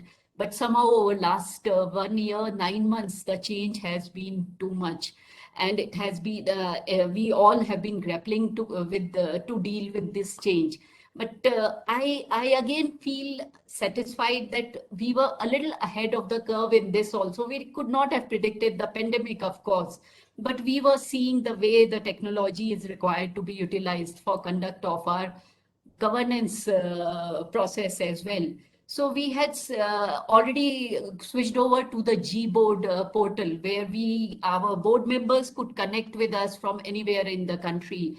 And quite a few of our independent directors, when they were not able to turn up in person for the board meeting, they were there attending the board meetings. And this kept us going even during the pandemic. Not only this, for our internal document flow systems, we already had digitized the whole thing in 2017. So the day lockdown was declared, we had VPN access with almost all our employees who were required to communicate or initiate notes or take action. So everyone was linked, everyone was networked, because that is what was important while we were in our respective homes. The need for all of us to be together to ensure that the business goes on as usual was very important. And ONGC actually gained out of this situation. Our performance targets were matched with the last year's, and our online portals, our online platforms really helped us in conducting our business while taking care of all the other concerns that were there. The SOP on COVID immediately came. It could be immediately conveyed to all across, and all our colleagues, especially those who were working in the field, were getting reassured time and again because of the kind of connect we had with them, the connect we could afford to have with them because of the digitization effort. And I think almost on every weekly basis, the executive committee, that is all our functional directors, all of us, including me, we were in touch with our colleagues who were working in offshore platforms or in onshore fields, and they continued to work to be on duty for over 60 days. So only thing that kept them going was the connect with all of us, the reassurance from us that their families are being taken care of. And the second thing that kept them going was their commitment to duty. They were not seeing anything else other than their responsibility in with respect to the position they were holding. Even if a person was at worker level, he knew how important a role he plays in the organization's activities, and he was true to his responsibility. He was true to his work, and that is what keeps us going. Any of the public sector, especially ONGC, this is what we are all about. And I remember when in 2004 we became the founding member for UN Global Compact, we were looking at going global at that time. We ensured that those 10 principles of Global Compact, the Global Compact principles, which we were propagating, which we were espousing everywhere across, not only across our organization, across the corporate world in India and overseas as well. We were ensuring that we are aligning our policies to those. And that is what has made us future ready, because ultimately any technology, any innovation, any action that we are taking today should prepare us for the future. And today, while we ONGCians are working for making sure that our performance goes on as usual and a little better than what we were doing earlier, we are also planning for 2040. Our perspective plan 2040 is ready with all the needs which the needs and requirements which our nation will have in 2040 accounted for.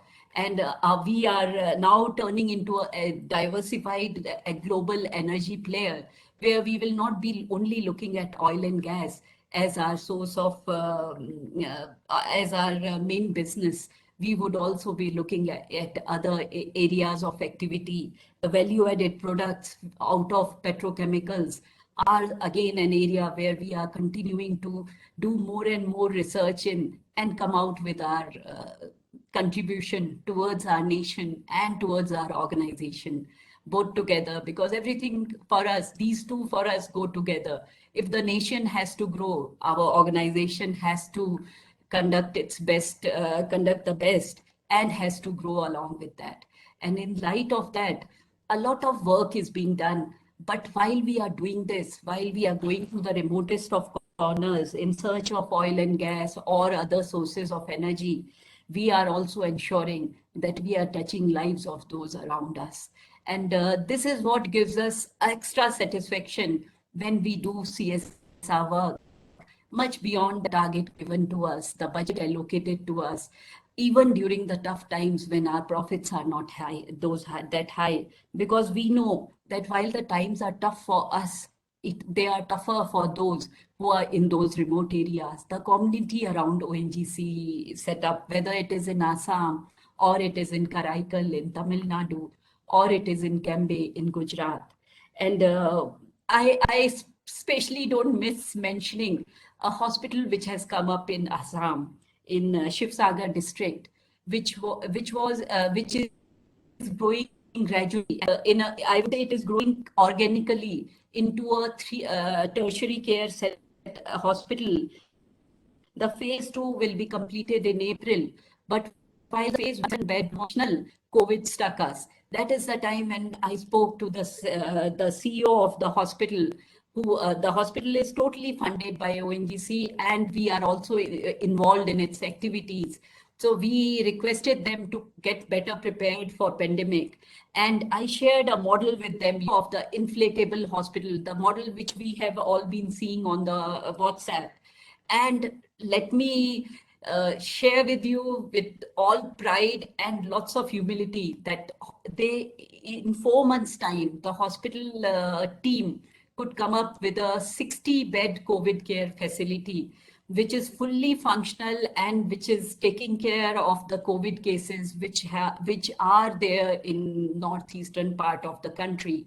And the doctors who are there are devoted totally to taking care of the local population, which was not having a hospital facility. So providing healthcare or education or taking care of the environment or even taking care of the wildlife in a particular area is something which we see is as much important and as much a part of our agenda as conducting business and making good profit. Because after all, what we earn for the nation, for our organization, remains with our nation, and we are doing it for the country. So I will just share this, and I will also say that our commitment to the ESG norms is person. I think what I've shared is kind of commitment.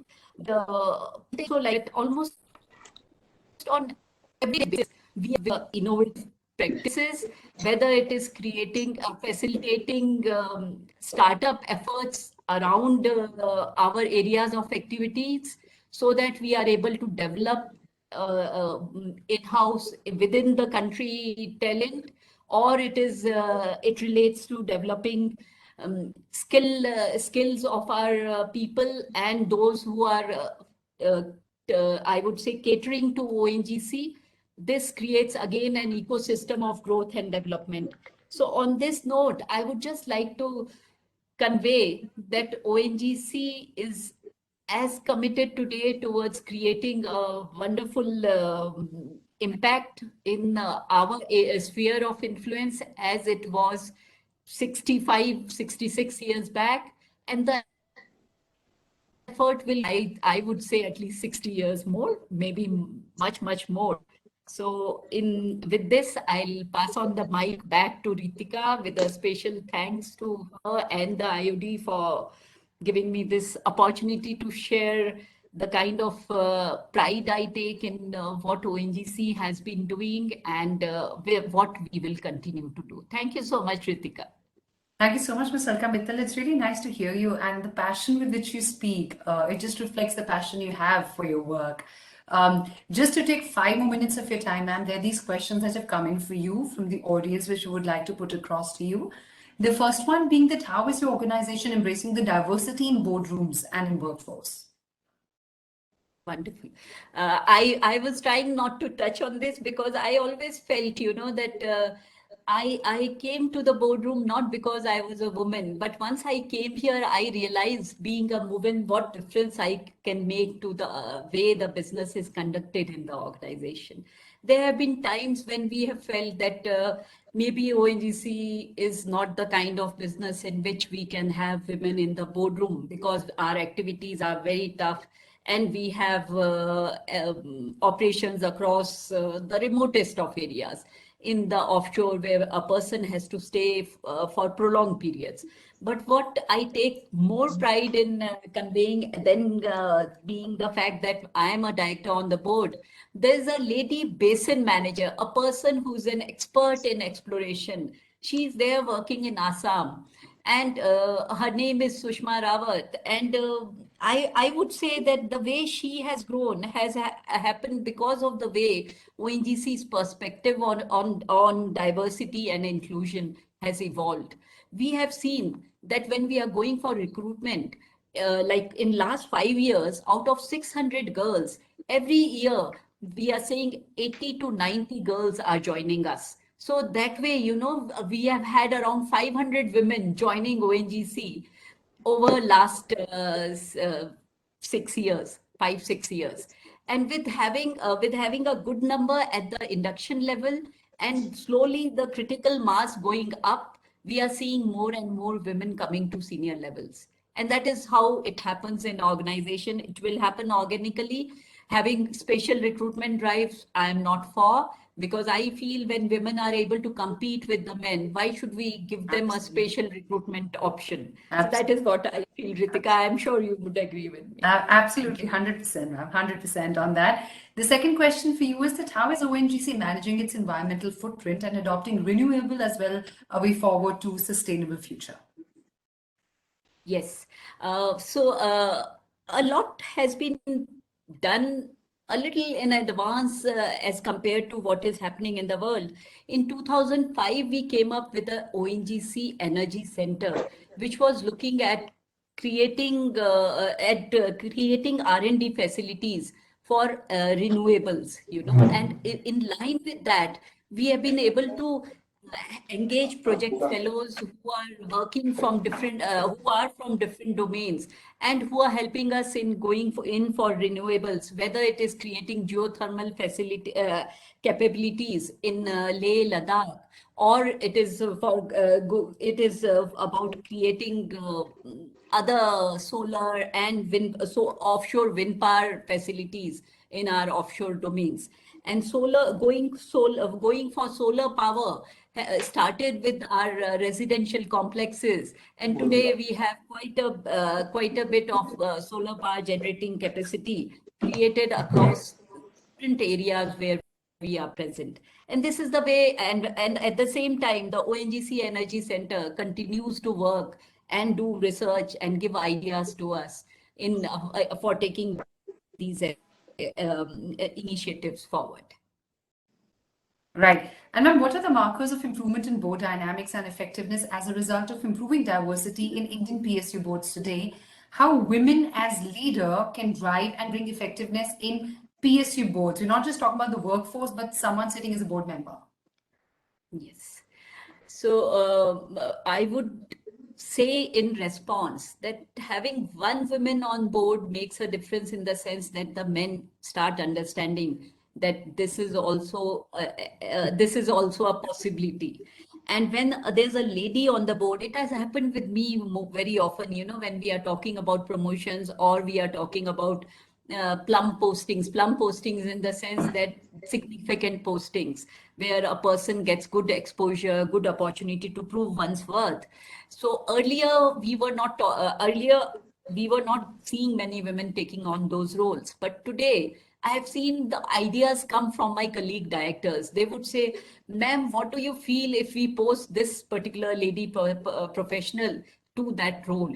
So I always say that, okay, since you are saying it, I will agree with you, because I never give those ideas, but I am seeing that just seeing me there, they feel that women are capable of much more, and they give all opportunities to women. This is the way Sushma Rawat came to our to be a basin manager, and I am sure we'll be seeing a number of Sushma Rawats and drilling engineers.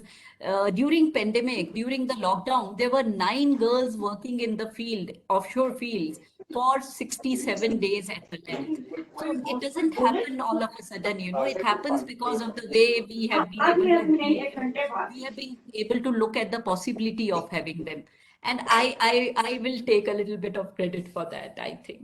Thank you so much, Mr. Kamithu. But before I let you go, I think I will bring in Mr. Siddharth Sharma here because he was smiling away and reacting to that. Sir, would you like to add in your one-line perspective here? Yes, of course. I think I am a great votary of women on the boards, women empowerment generally.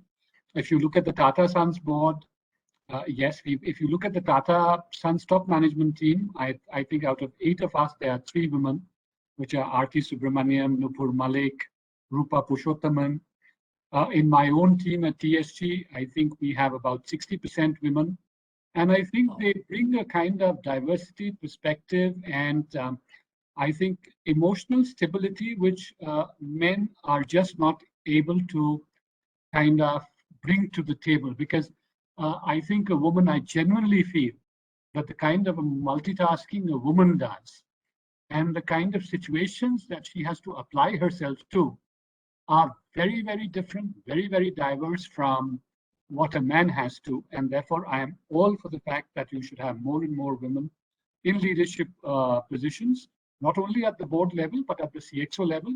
And also personally, Mrs. Alka Mittal, I'm a great admirer of ONGC. As a young child in Dehradun, I have seen ONGC in its heydays with Colonel Wahi as the MD. And I think all of you have had a dream run as a PSU. Yes. And we wish you all the best. And I hope you continue on these endeavors. Thank you. That you've Thank you, Siddhanji. I really agree that women are high on their emotional quotient. Yes. And you spoke about Colonel Wahi. He was one person, one leader whom we saw as a not only a transformative leader, but a person very high on emotional quotient too. All so the best. I think that makes all the difference. All the best. Thank you and so much. I hope we are able Thank to meet someday. Yes, certainly. I look forward to it. Thank you. Thank you so much, Dr. Mittal, and thank you so much, Mr. Sharma, once again, for both of you sharing your valuable time with us and these deep insights that you put forward, especially on the issue of diversity. Now it's time we move on to our next distinguished speaker for the keynote session. That's Mr. A.K. Tiwari, Director of Finance, GAIL India Limited. He has over 38 years of vast experience in the areas of project finance, corporate finance, taxation, treasury, corporate accounts, capital budgeting, finalization of EPC contracts, etc. He is involved in investor relations and interactions with analyst fraternity. We are very, very happy to welcome you, Mr. Tiwari. Thank you. Thank you very much. Good afternoon, Professor Colin, General J.S. Alwalia ji, President IOD, Pradeep Chaturvedi ji, and Ashok Kapoor ji. Dr. Alka Mittal, I have listened her views on CG, Mr. A.K. Jana, and my dear participants. Good afternoon once again. First of all, I would like to congratulate and compliment IOD for organizing Directors Conclave on the most relevant topic like corporate governance, creating future-ready board, effectiveness of the boards through independent directors, ESG strategies, including corporate governance in public sector. So my takeaway or my discussion on the CPSC's role will be in the 4 parts. CG, Corporate Governance Framework, GAIL's position in corporate governance, CPSC's dilemma, and few takeaways which our CPSCs are facing. It is the need of the hour that every company should have future-ready board for investment and inclusive growth. A future-ready board not only remains diverse and competitive, but also ensures proper return to investors and stakeholders. During this session, I will put forward my thoughts on corporate governance in public sector enterprises, developing innovative frameworks. I would like to state that the corporate governance is the system of rules, practices, and processes by which a company is directed and controlled. Corporate governance should be continuous and sensible and aligned with the expectation of the shareholders. Corporate governance structure and processes needs to be regularly updated and reviewed. Corporate governance does not only promote competitive advantage, but also creates a sense that a company is being properly managed. This is very important. In the existing unpredictable business surroundings, more effort should be given on the ability of any entity to transform, to innovate, to embrace, and to learn. If we look into the background of the CPSC, we found that the CPSCs are the backbone for the economic development of our country after independence, and also played an important role for the overall growth of the country. There are around 256 CPSCs in the country, and turnover of these CPSCs are around 25 to 30 lakhs crores, and contributed significantly to the exchequer, around more than 4 lakh crore to our taxes and duties. CPSC also contributed around 13% of the India's GDP. One can feel proud to know that around 92% of the work is done by CPSCs in the field of coal, 51% in the power, 83% in the natural gas sector, and 37% in the fertilizer sector. These data shows that the immense contribution of CPSCs for the industrial, economic, and social growth of the country. In order to maintain its profitability and growth, well-planned corporate governance needs to be implemented in these CPSCs. However, at the same time, it has been noticed that the corporate governance has not been properly maintained in CPSCs. The poor corporate governance has led to the issues such as corruption, negligence, fraud, and lack of accountability. A well corporate governance of any CPSC should have well-documented policies and procedures, routine internal audit, risk management system, integrated business management system, etc. The well-framed corporate governance will majorly resolve the corporate governance issues like getting the board right, Second, performance evaluation of the directors. True independence of the directors. This is very important. Accountability to the stakeholders, executive compensation, founders control, and succession planning, as well as the risk management framework. Here, I would like to discuss some practices followed in GAIL towards corporate governance. In GAIL, corporate governance is one of the essential tools for effective management. There exists policy of interaction with the institutional investors and analysts and retail investors. The information is also shared with the research analysts, fund managers on regular basis. GAIL is the first PSU entered into the Integrity Pact in 2006-7 with the Transparency International India and appointed external monitor for its various processes and procedures.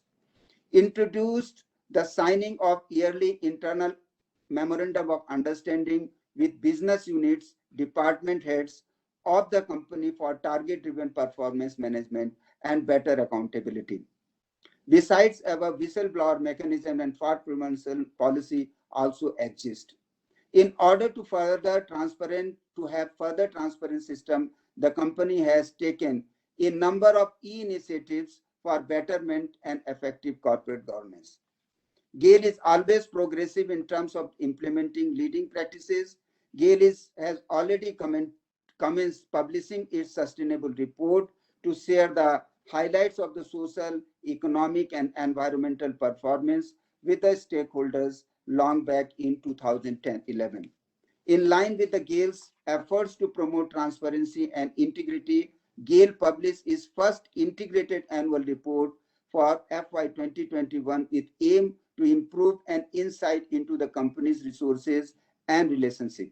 The integrated report highlights the GAIL's value creation journey for focusing on GAIL's performance on 6 capital as well as adherence to the sustainable future. In order to further strengthen the corporate governance, regular training of the employees, succession planning, decentralization, delegation of power, regular review of policies and procedures are being done. Now, the past 1.5 years has been seen a big shift in terms of the working. Due to pandemic, the necessity of work from home has been commenced. Now there is a big question whether to revisit the corporate governance structure and policies. Is it the time for a change? The industry requirement, government policies, stakeholders' expectations, and employees' needs are quickly changing. New corporate governance norms are evolving very fast, and governance structure and policies needs to be aligned with the same. Market trends to value long-term commitments to good corporate practices rather than box ticking, what in many of the CPSCs are being followed. Here I would like to suggest that there should be some measures of corporate governance in public sector undertakings to increase the competitiveness and improve investors' confidence. Number one, autonomy to the management in managing the affairs of the company and to nominate professionals on the board.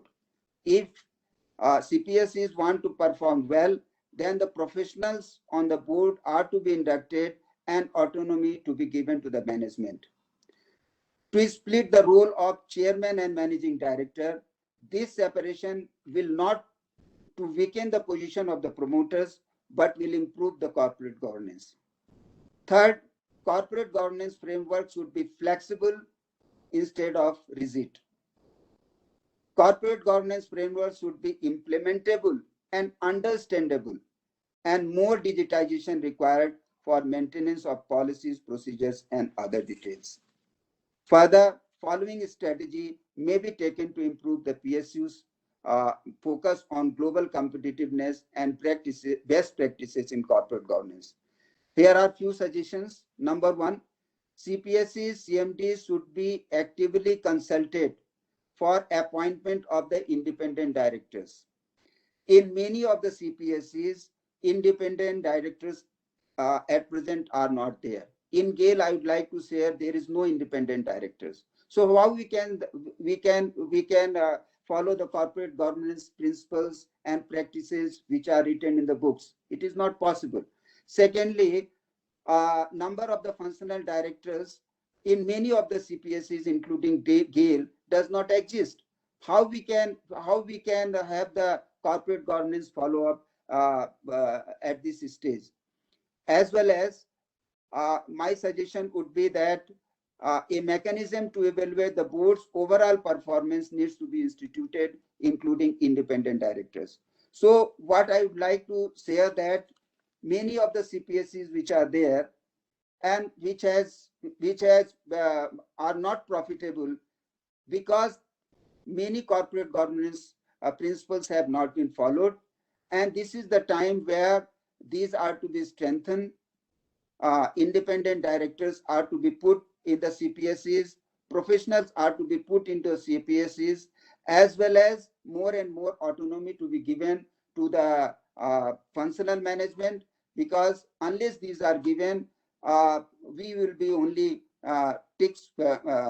box ticking on the various compliance part, and that may lead to very issues in the corporate governance. So these were some of my thoughts, and thank you very much once again. And if any questions are there, I would like to respond to that.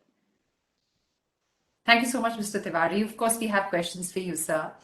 The first one being that today most PSU boards are comprised of leaders with a number of years of experience in the same sector as the company. Do you believe that cognitive diversity in the leadership would help bring in new perspectives and approaches in PSU leadership?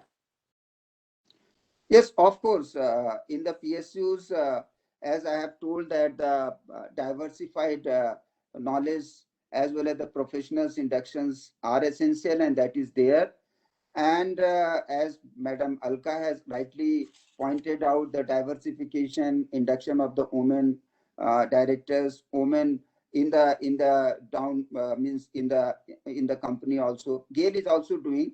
So my takeaway would be that yes, for diversification, yeah, these are essential, and more professionals are to be inducted.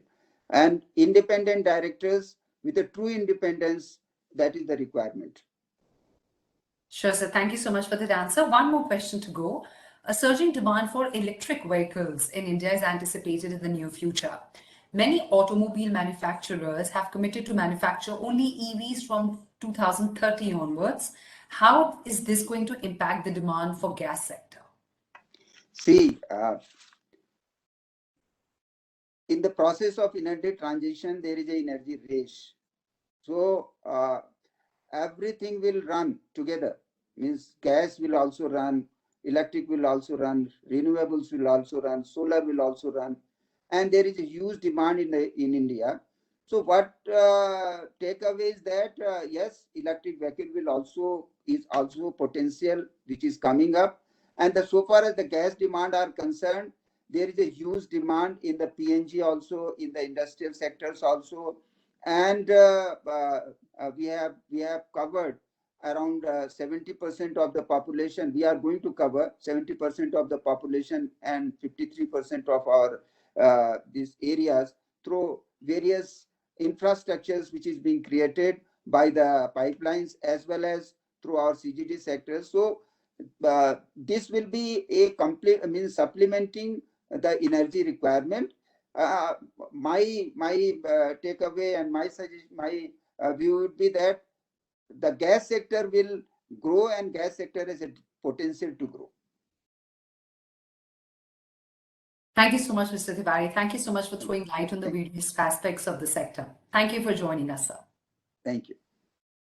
And before we move further, ladies and gentlemen, I would like to announce that Mr. Rajesh Kumar Chaudhary, IFOS Additional Secretary, Department of Public Enterprises, will join to deliver the guest of honor address, since Honorable Secretary Mr. Rizvi is held up in the cabinet meet, and we are just awaiting for his arrival, and then we'll go on to him. For now, let's go on to our next distinguished speaker. That's Mr. A.K. Jana, Managing Director, Indraprastha Gas Limited, India. Mr. Jana, a production mechanical engineer from Jadavpur University, has a rich experience of over 35 years in leading, managing and implementing large projects and business solutions in oil and gas sector in the fields of marketing, pipeline projects, CGD and operations and maintenance. A very warm welcome to you, Mr. Jana.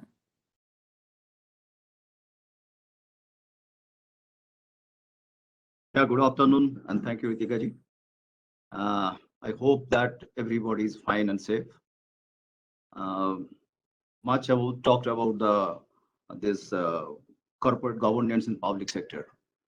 Typically I am working in a place, neither it is a public sector nor it is a private.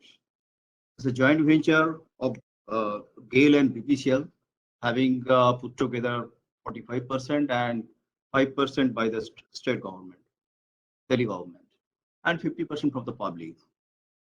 And this company is run by managing director and director commercial. We are from our parent company on deputation.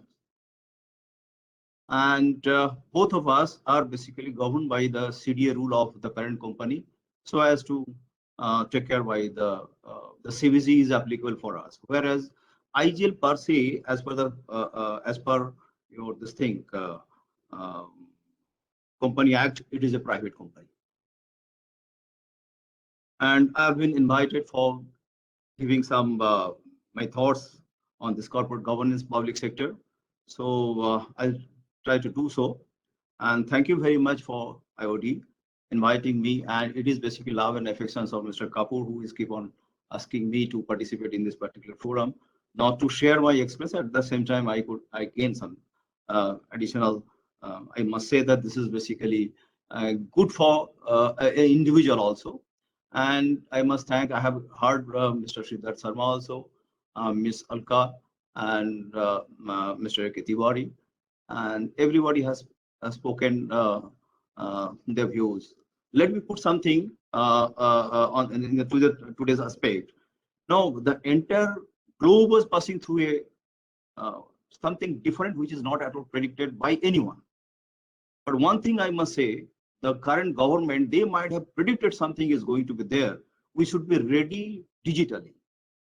Just think on it, as Ms. Alka was saying, that they have done digitizations right from the 2017. Oh, and as IGL, I must tell you that our motto, and in fact, the MOPNG, they were driving this particular, having the focus on this particular aspect, the digitizations. 100% payment should be done. Cashless presentations payments should be done. That was the starting point for any retail sector. Today, I'm handling more than 16 lakhs domestic houses.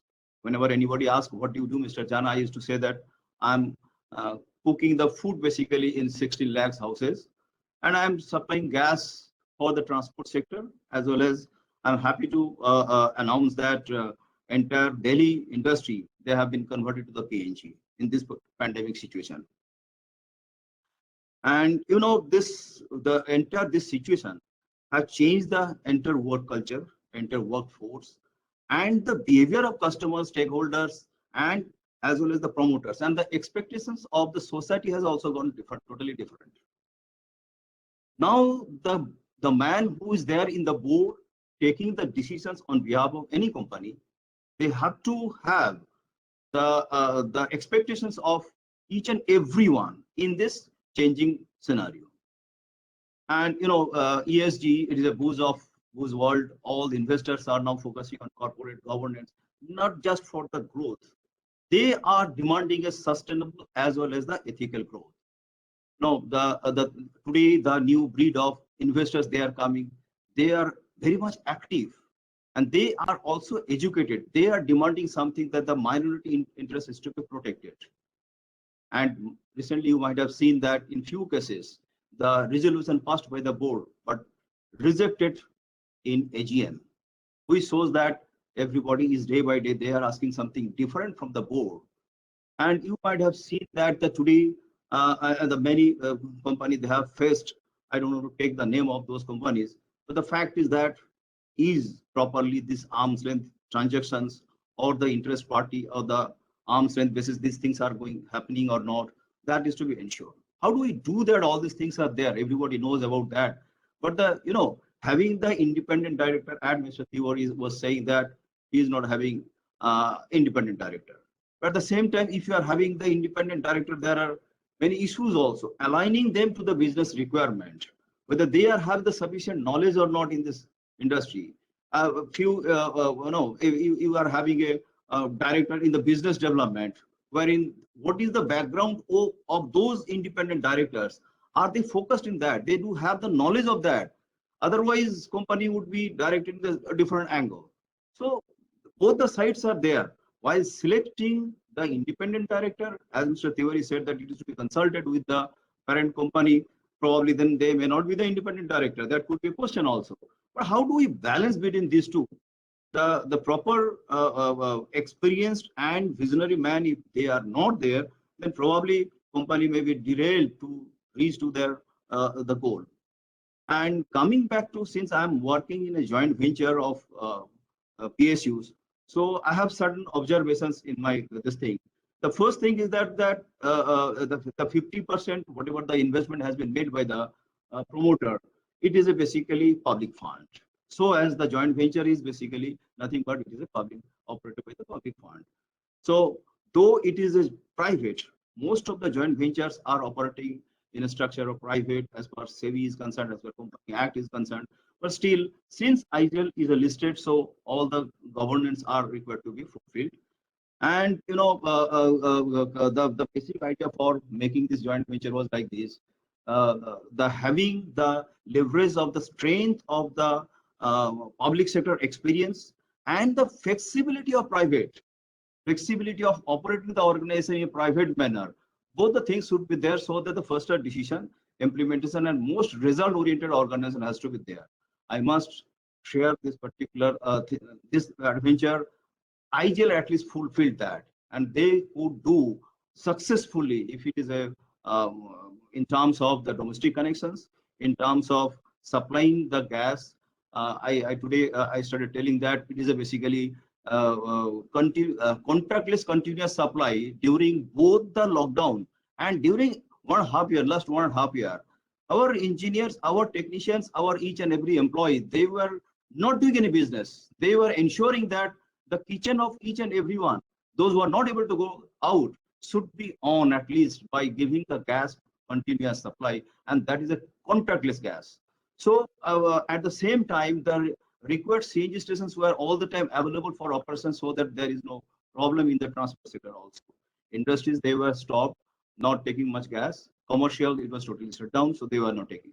But I must tell that people were working, and the motive of formation of joint venture in IGL got fulfilled totally, and we should not go into the competition zone. Definitely, there is a scope for improvement. Regarding the board decision, and normally it is controlled by the board, and there are three types of director: independent director, then the working management, nominee directors, and this independent directors also equal numbers of in my board structure. 5 is the nominee and permanent directors, and the 5 are the independent directors. So it's a massive board basically, and of course all the agenda are thoroughly deliberated before taking any decisions.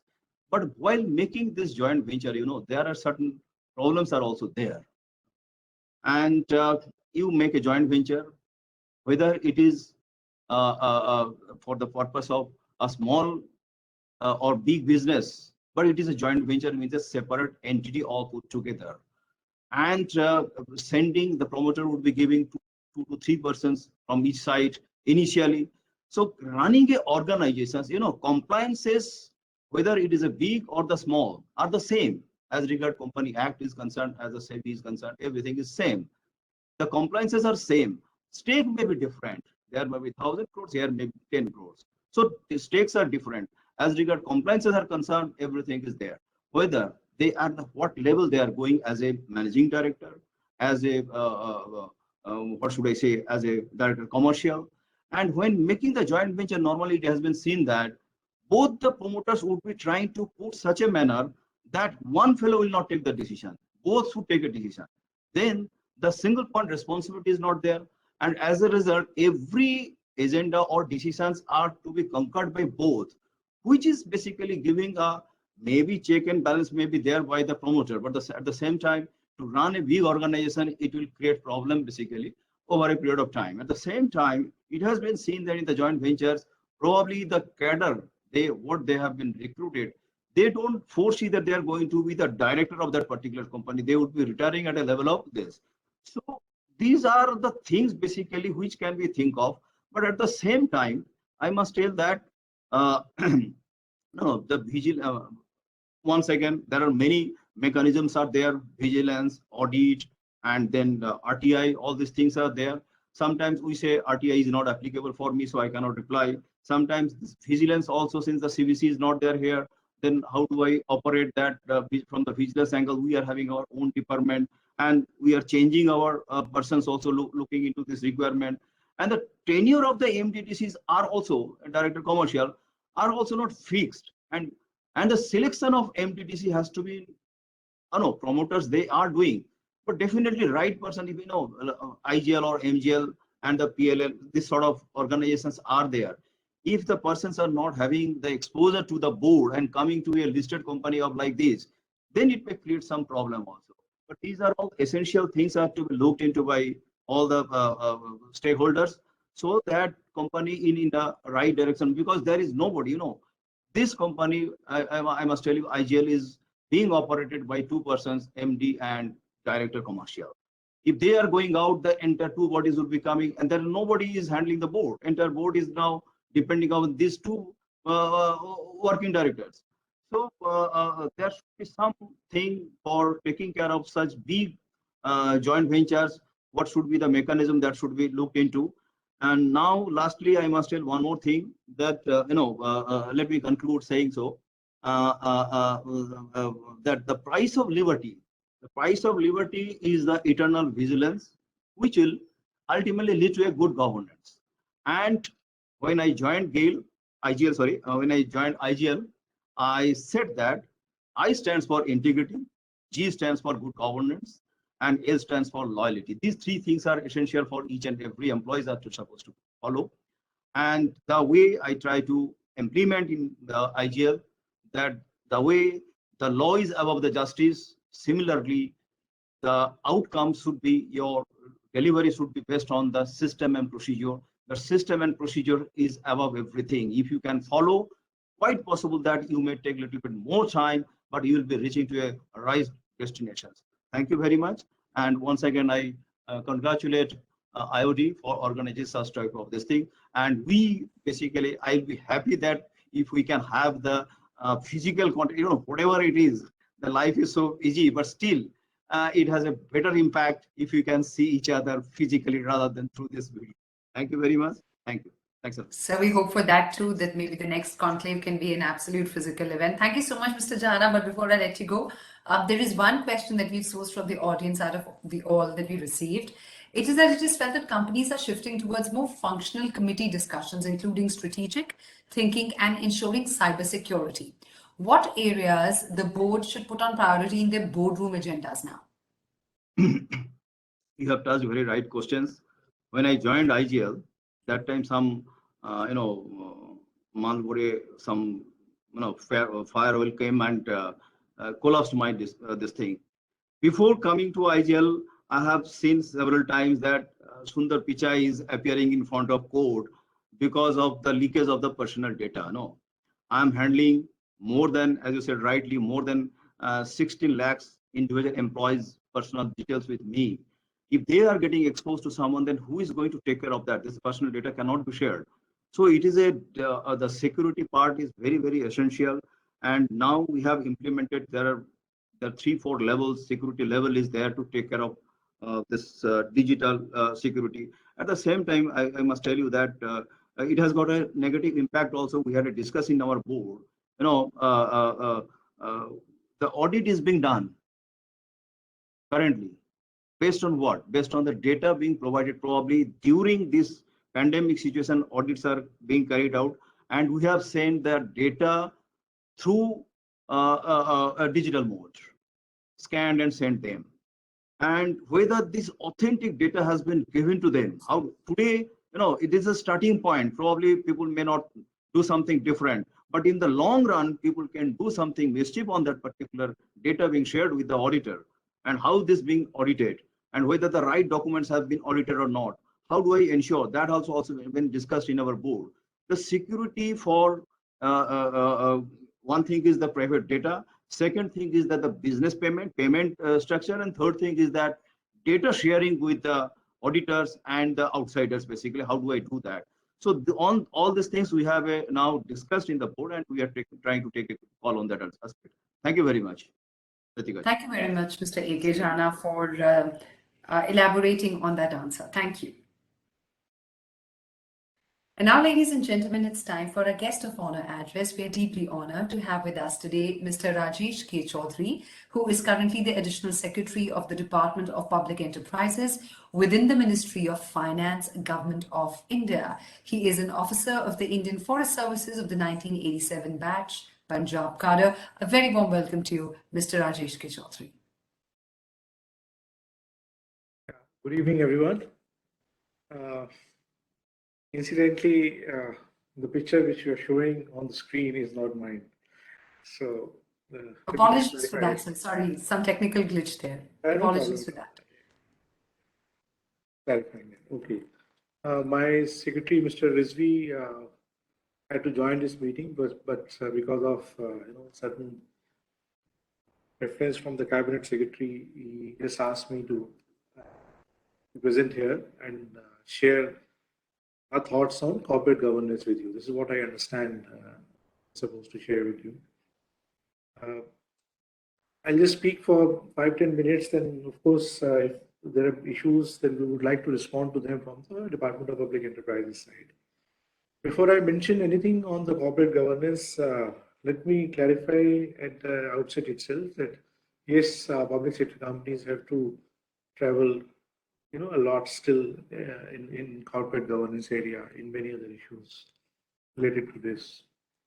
For a brief background, we have around 250 odd public sector companies today, operating CPSCs, which we call, and with a capital employed of 32 lakh crore or so. Corporate governance in public sector enterprises, in fact, had started with some voluntary guidelines of this department in 2007 itself, which were later on in 2010 made mandatory. And at that time, it had all those issues like what should be the board composition, board committees, the duration of the meetings, disclosure, transparency provisions, and other related matters that how this should be conducted.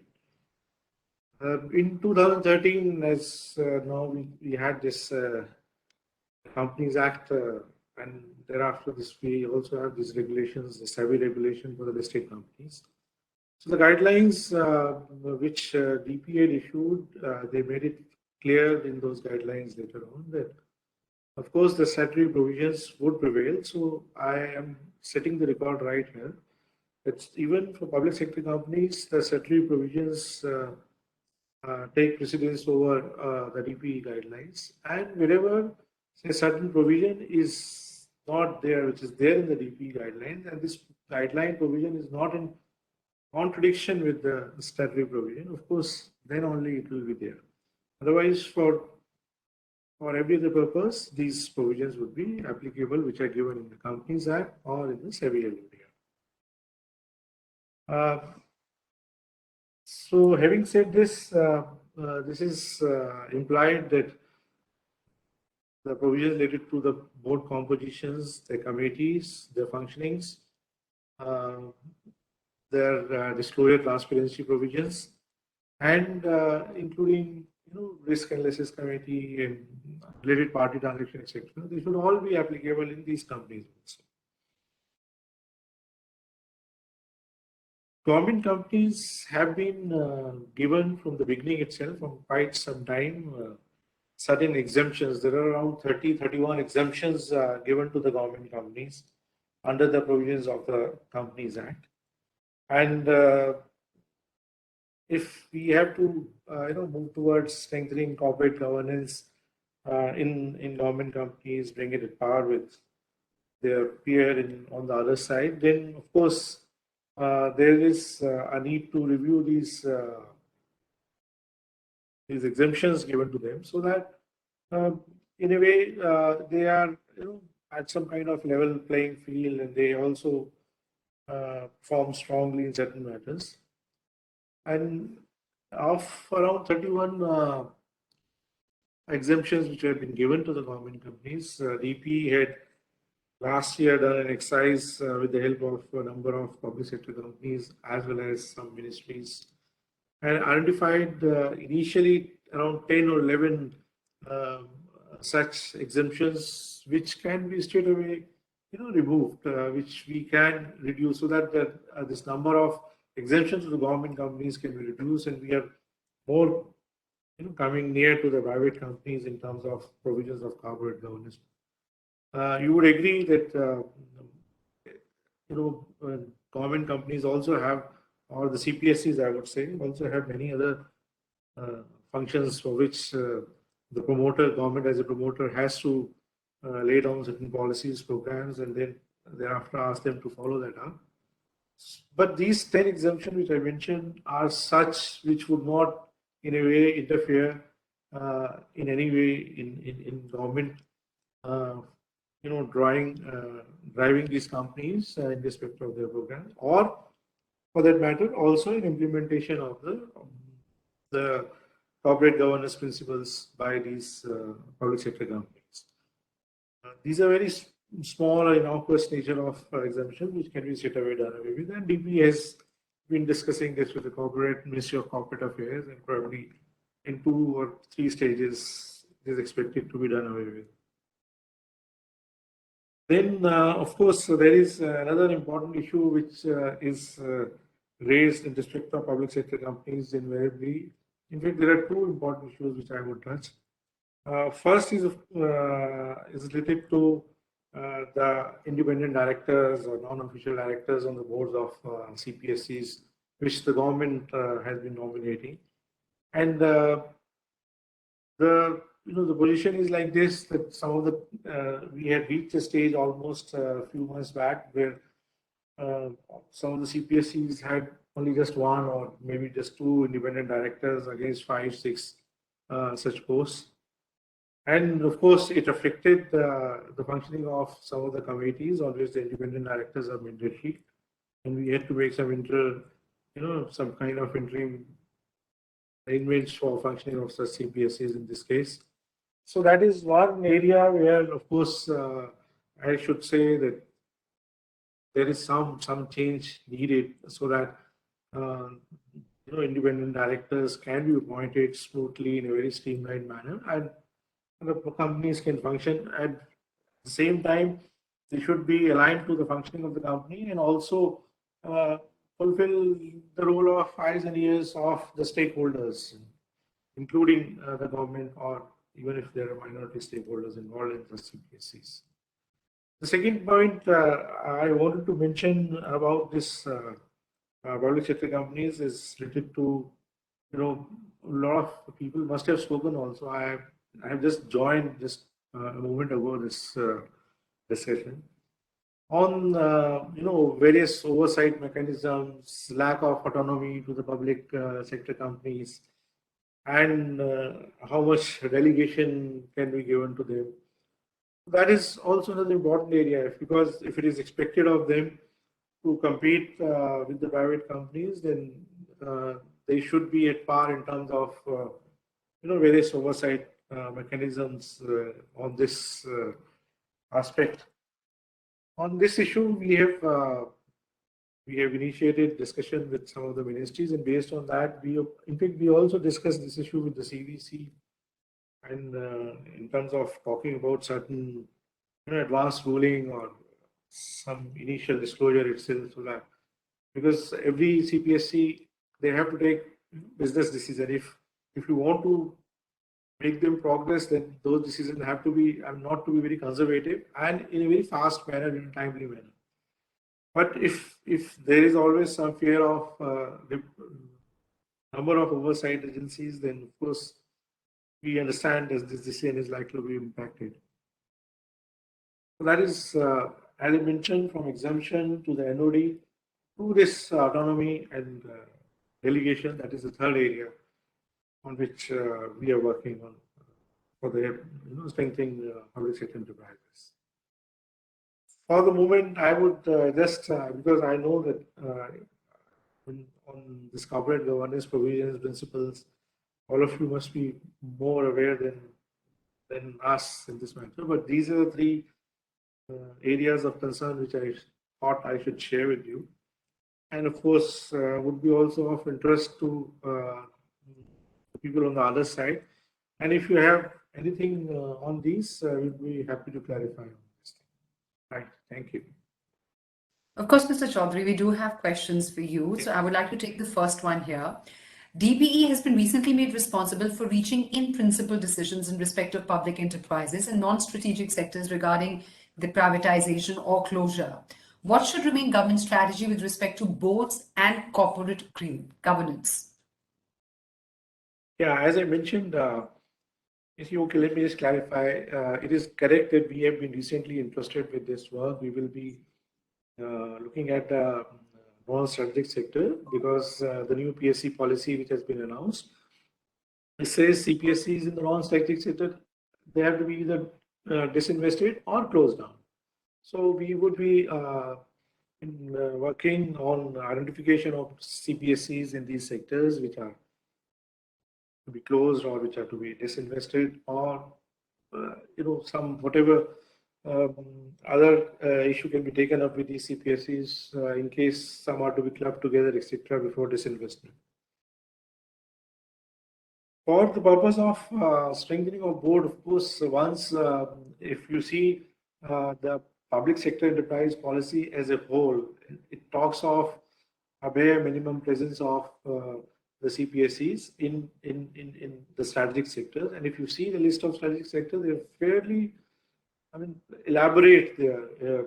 It includes those which are important from the national security point of view, from the energy security, power, finance companies, including mines, minerals, and these companies would always be there. So but with some bare minimum places. So DP is of the view that whichever companies would be there, whatever be the CPSC ecosystem after there, it should be strong enough to fulfill the government, those responsibilities which are expected from them, that is for which they have been kept in the strategic sectors. So obviously that would need strengthening of the board functioning. And since I was mentioning about the autonomy and such things, we would also be looking at the board structure itself. We find that in many companies, the board structure is so huge.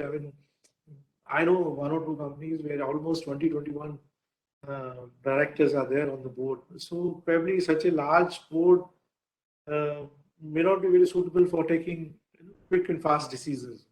So all those things will be coming up once we start looking into this issue of implementation of new PSC policy for reducing the number of CPSCs or identification for disinvestment and closing. Thank you so much, Mr. Chaudhary. Before we let you go, just one more question. What policies DPE is framing for bringing in more diversity into boards? Sorry, more diversity in boards. Okay. Yes. Yeah, this is very interesting. Actually, today itself we had a discussion with the chairperson of the Public Enterprise Selection Board. You would all be aware in government we have a MOU system in which a public sector enterprise signs an agreement with the government, with the respective administrative ministry almost every year for achieving certain targets with respect to physical and financial performances.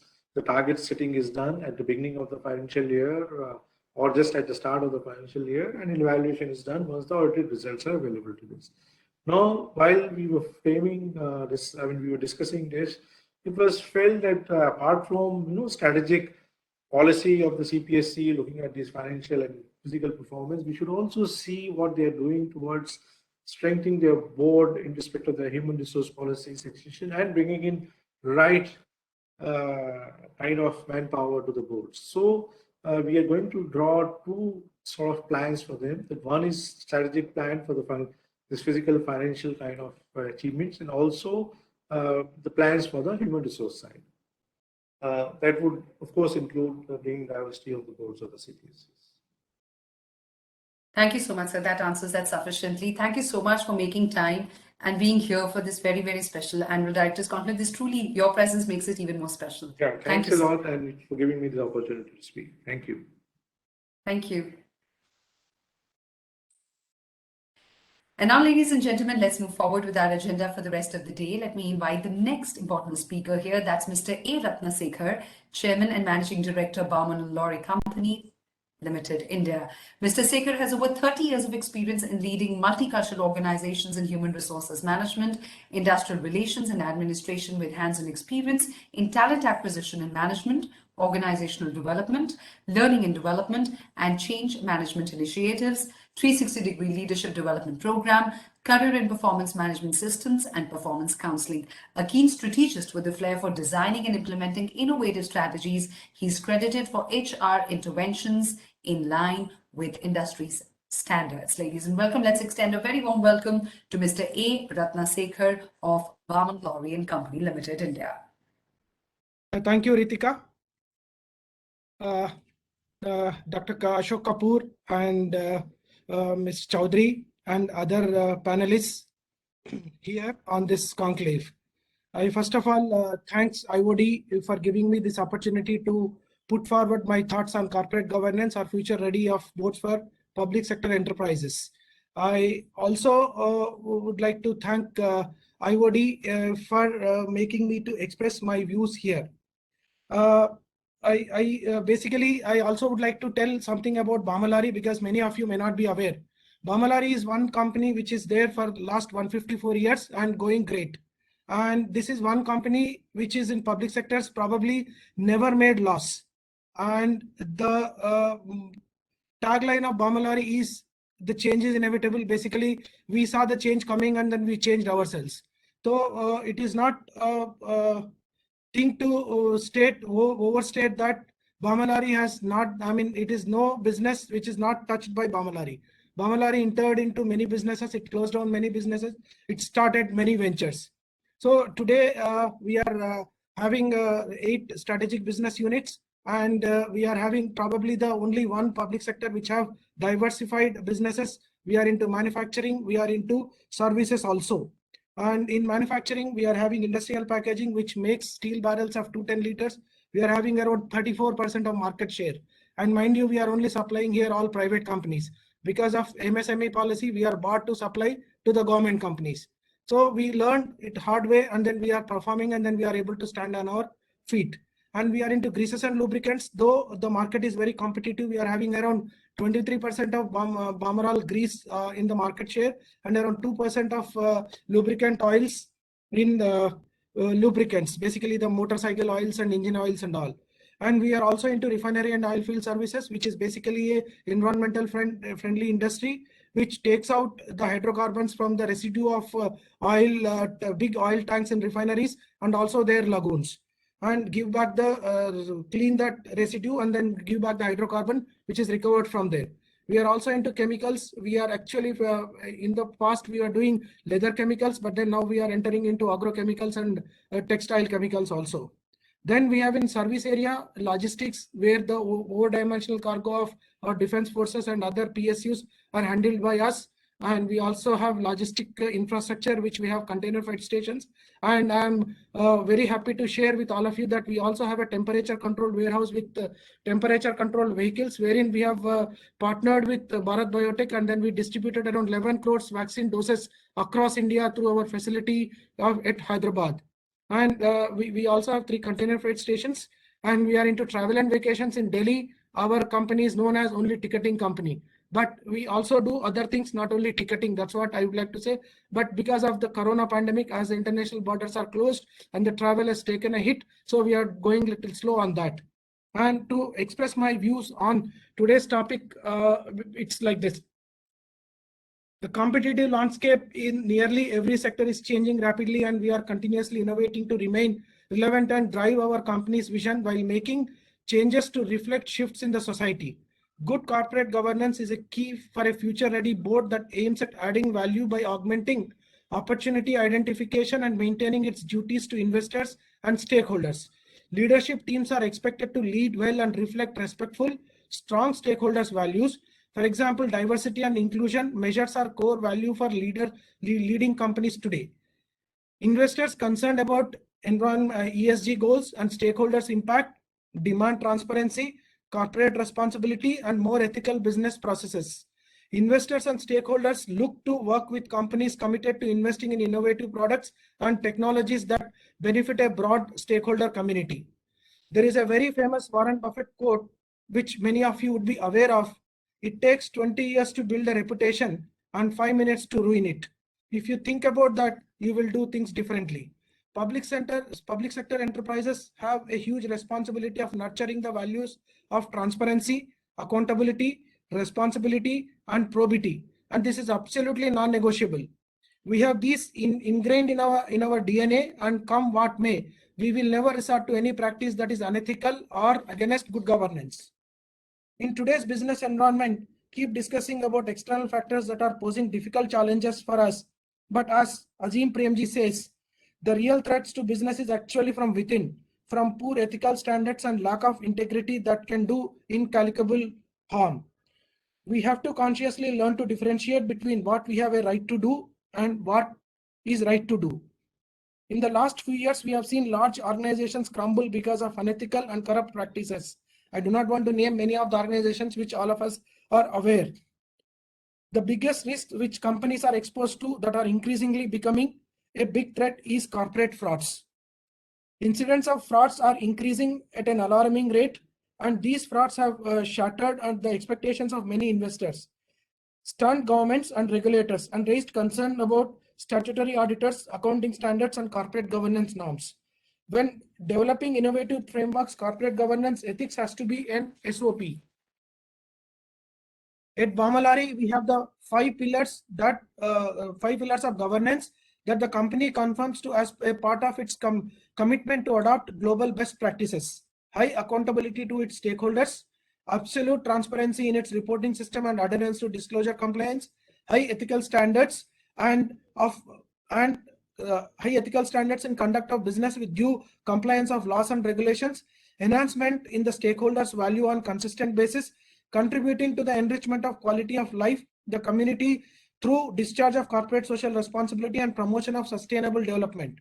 We also review our policies, guidelines, and systems time to time, and we have special time-tested mechanisms to handle deviations. We have watchdogs and whistleblowers. Our auditing system are foolproof, and we have strict codes of conduct. In all our interactions and dealings, the interest of the organization and all its stakeholders is utmost priority. It is my personal goal to nurture a climate of integrity and responsibility within the company.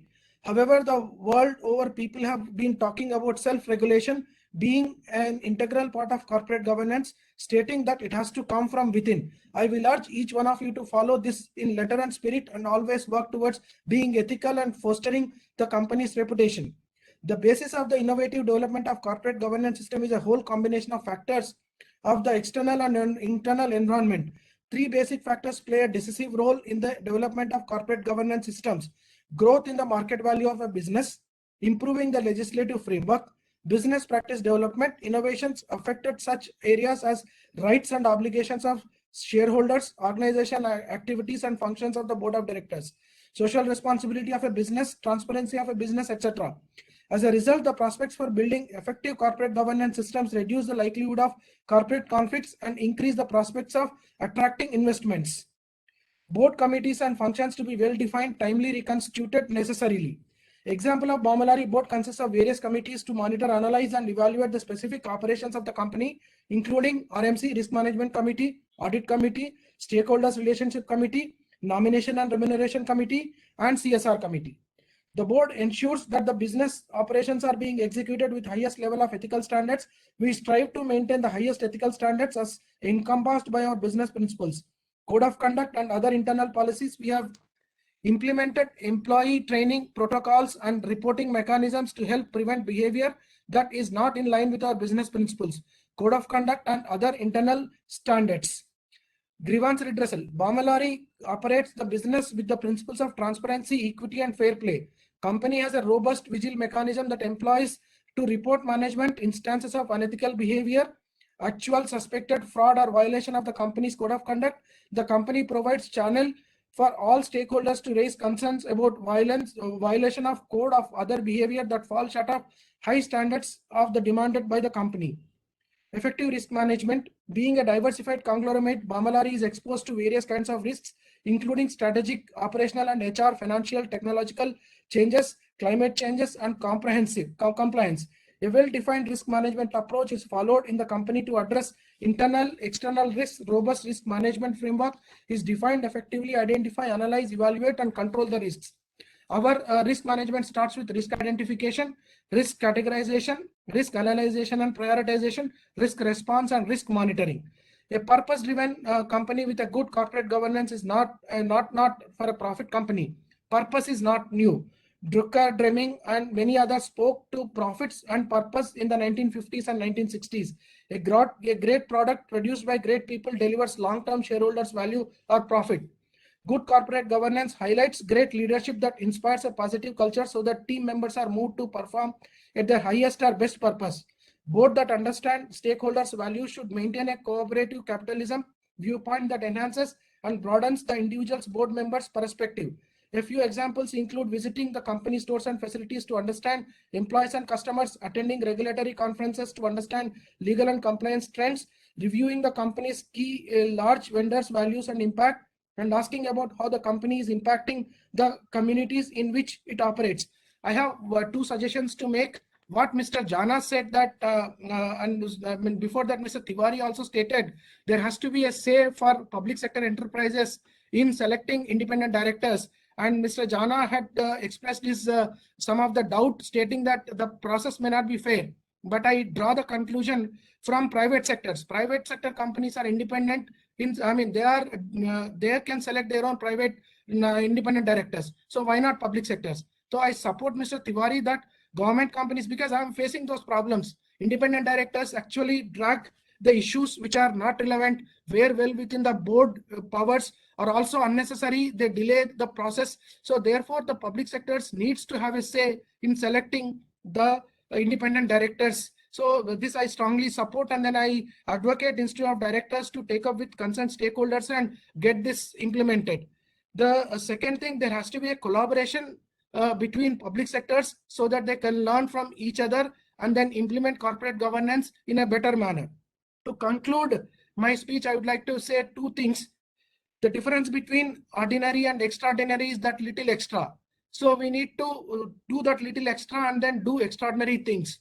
The second, I have a famous Ghalib quote, if it is for reputation's sake also, which is close to my heart, which says, Zindagi bar dool saaf karta raha Ghalib, Zindagi bar dool saaf karta raha Ghalib, dool chehre pe tha par aina saaf kar raha tha. This means basically the dust was there, I was cleaning dust, and then dust was there at my face, but I was cleaning the mirror, which says we focus on our efforts on wrong things and then waste our efforts. Put efforts in right direction so that right things can be done and the purpose of the company or the corporate can be achieved. I once again thank IOD to give me this opportunity for expressing my views. Thank you so much. Thank you so much, Mr. Ratnasekar, for that anecdotal address. Really enjoyed listening to you. So just two questions that have come in from the audience we would like to put forward to you. Please. First one being that what guidelines of corporate governance for central public sector enterprises shall follow to help them raise the bar further on corporate governance and become a leading organization for tomorrow and to work with global companies?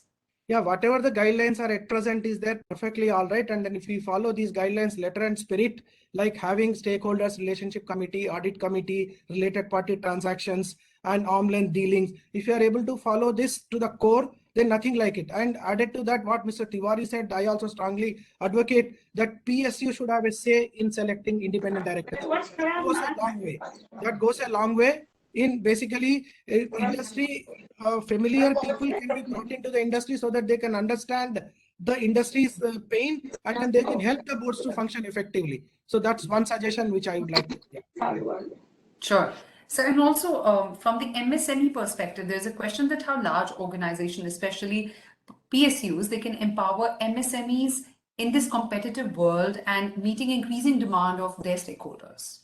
Yeah, MSMEs actually government is already having a lot of programs for them, and then PSUs are in letter and spirit. We are, following that, And if we are able to actually implement those, whatever government has given us the guidelines, and basically we also need to concentrate on vendor development. When I said vendor development, the MSMEs to be handhold, and those requirements of large PSUs to be told to them very clearly. And maybe the first batch of production, we should help to extend them the helping hand so that they are able to maintain the quality, and then also from there on handhold them and then take advantage of their capabilities, increase their capabilities, so that MSMEs can actually complement the large goals of corporates what we are having in PSEs to a great extent. Thank you so much, Mr. Sekhar, for your valuable inputs. And I'm sure there's a lot to learn for everyone from your address. Thank you again, sir, for sparing your valuable time. Thank you. Thank you so much. And now, ladies and gentlemen, for the brief summary of recommendations, I would like to invite Professor Colin Colson-Thomas, Director General UK and European Operations, Institute of Directors India, and President, Institute of Management Services UK, who shall be sharing with us the summary of recommendations. A very warm welcome, Professor Colin.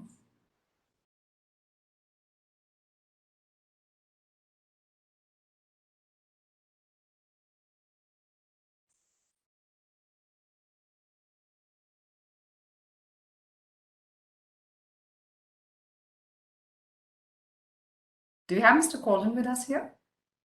I think he is muted. Professor Colin, I request you to please unmute yourself. We can't hear you. Okay, so I won't repeat all my greetings. Okay, now we can see you, now we can hear you. That now you can see and hear. And so future-ready boards need courage, foresight and purpose. They must be alert to the evolving aspirations and preferences of stakeholders, aware of their changing requirements and priorities, and be ever ready to review, repurpose and reinvent. To be future-ready, boards should be open, suitably diverse, flexible and resilient, while endeavouring to anticipate and be proactive, and they should take little if anything for granted. They should monitor events, developments and trends, assess their possible impact on a company and its stakeholders, and help them to cope and respond. Unexpected events should be regarded as part of the course. To help ensure that a company's people and its stakeholders are also future ready, boards should engage, encourage and inspire. They should work with them to build mutually beneficial relationships, the capabilities to confront challenges and seize opportunities. The future should be faced with confidence. Where there is life, there is hope. Boards should provide positive strategic direction. The most daunting challenges can be accompanied by unprecedented opportunities, and the worst events may trigger the creation of new possibilities. Boards should move beyond minimal compliance and business as usual. Building back better will require innovation and doing things differently. Strategies and policies should embrace all the elements and all the parties required for success. Boards increasingly need members who can negotiate collaborative arrangements, participate in their governance. Business and capitalism should be inclusive, socially and environmentally responsible, and sustainable. Boards should actively look for further opportunities to contribute to shared community and societal objectives and sustainable development goals. Boards are sometimes blamed for consequences that follow from the lifestyle, aspirations and priorities of the communities and societies in which they operate. These often desire rates of economic growth and levels of consumption that our planet. As awareness of consequences grows, some boards will need members with thick skin. Where there is cynicism, trust might need to be earned. Listening, receptive and tolerant leadership may be required alongside action to assess and address negative externalities. The negative impacts of human activity are affecting people around the world. Wildfires, floods, droughts and crop failures are increasingly occurring in multiple locations. Scientific consensus suggests the situation may get worse before it improves. Recent events have demonstrated the fragility of global supply chain. Disruption, discontinuities and disasters to become more frequent and widespread. Boards should be ready with contingencies, recovery arrangements, backup, and alternative strategies. Some stakeholders may be more alert than others to existential threats. Boards should help management to identify key stakeholders who might be more willing than others to support a change of direction. And directors may need to become advocates, ambassadors, and educators. Traditional growth strategies are not sustainable. If levelling up is not to be replaced with holding back, public and private organisations and national and state governments should make every effort to decouple economic growth from adverse environmental impact. Directors and boards must be willing to cooperate and collaborate in collective activities to tackle shared existential and seize related opportunities. They should be ever ready to revise strategic direction, transform existing business, operating and organizational models, and transition to more inclusive and sustainable ones. The collective impact of far too many existing activities is polluting the oceans, degrading the environment, and destroying ecosystems. The consequences of contemporary lifestyles and current business operations are reducing biodiversity, overexploiting natural capital, contributing to global warming. Future boards and public bodies may have to write off unprecedented proportions of assets and infrastructure as temperatures and sea levels rise, low-lying areas are inundated, and regions are abandoned due to shortages of water and food. They should also prepare to face exceptional levels of disruption and mass migrations of people. A future-ready board must be ready to grasp nettle, prepared to take tough decisions. There may be environmentally damaging activities that need to be scaled back, discontinued. Capabilities will need to be repurposed and redeployed. Many boards urgently need access to the scientific and technical expertise required to understand and assess certain strategic options. Potential solutions to existential challenges are being missed because expertise and skills needed to pursue them are engaged on business as usual or incremental change activity. Changes of direction need to occur and rapidly.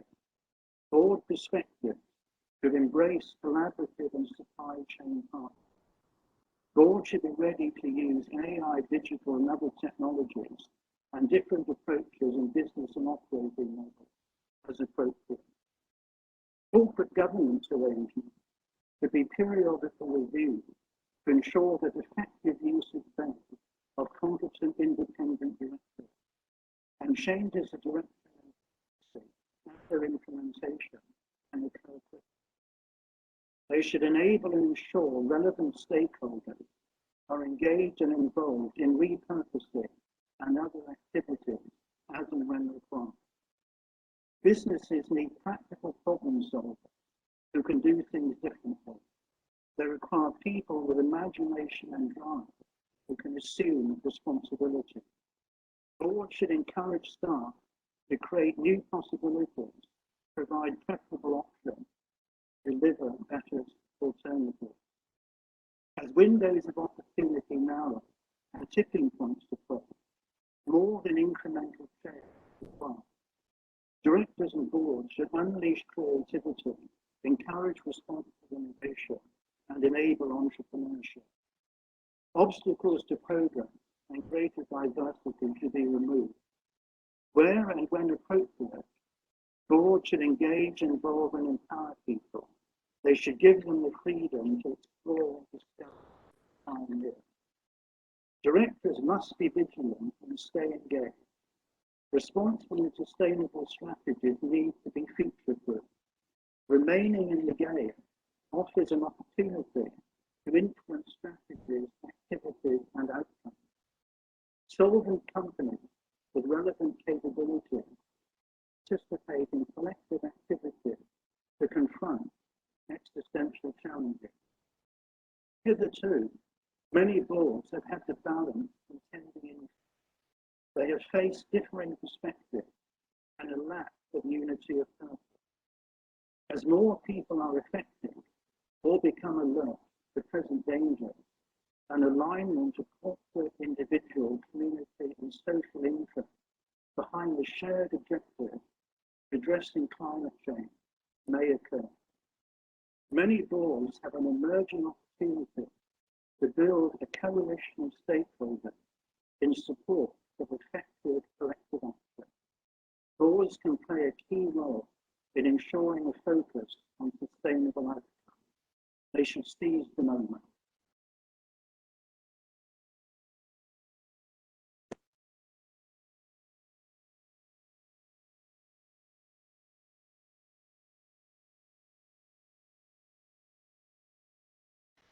Thank you so much, Professor Colin, for all of that. After the summary of the recommendations, now let's move on to Mr. Pradeep Chaturvedi. But before we do that, before we get the Vice President of Institute of Directors to propose a vote of thanks, we would really like to thank once again all the distinguished speakers for sparing their precious time and sharing their invaluable thoughts and insights, which I'm sure all of you who've been listening to them last 2 days have feel enriched with. We would also like to thank the guests who've been joining us for IOD India's 2021 Annual Directors Conclave. And of course, a big thank you to all the partners for their overwhelming support for this very special program, starting with Principal Strategic Partner, ACCA, that is the Association of Chartered Certified Accountants, Principal Partners, Oil and Natural Gas Corporation Limited and Maharashtra Industrial Development Corporation, Platinum Partner, Delhi Tourism, Bihar Tourism, Gold Partners, World Gold Council from UK, Cisco, Gale India Limited, India Tourism Development Corporation Limited, Jharkhand Tourism,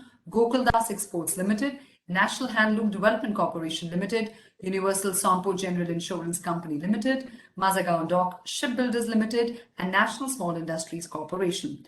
Our silver partners, Gujarat Tourism, Indraprastha Gas Limited, Delhi State Industrial and Infrastructure Development Corporation Limited, Glass Lewis, TriStar Group from UAE, National Payments Corporation of India, Madhya Pradesh Tourism, Indian Oil Corporation Limited, Mineral Exploration Corporation Limited, Chhattisgarh State Industrial Development Corporation, Andhra Pradesh Tourism Authority. Our associate partners, the Haki Gold Mines Company Limited, Hindustan Copper Limited, NMDC Limited, Bamalori and Company Limited, SMC Group, Mahanagar Gas Limited, Indian Railway Catering and Tourism Corporation, Government of Karnataka. Knowledge partners, Deloitte, Global Schools Foundation from Singapore, and a special thanks to our supporting partner, the Institute of Company Secretaries of India. Thank you to all of you once again. Stay safe, stay healthy, and it's time for me to hand it over to Mr. Pradeep Chaturvedi, Vice President, Institute of Directors India, to propose a brief vote of thanks. Mr. Pradeep.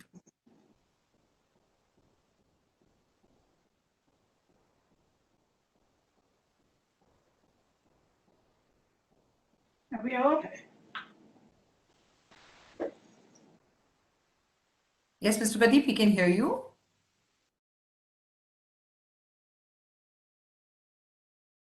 Yeah.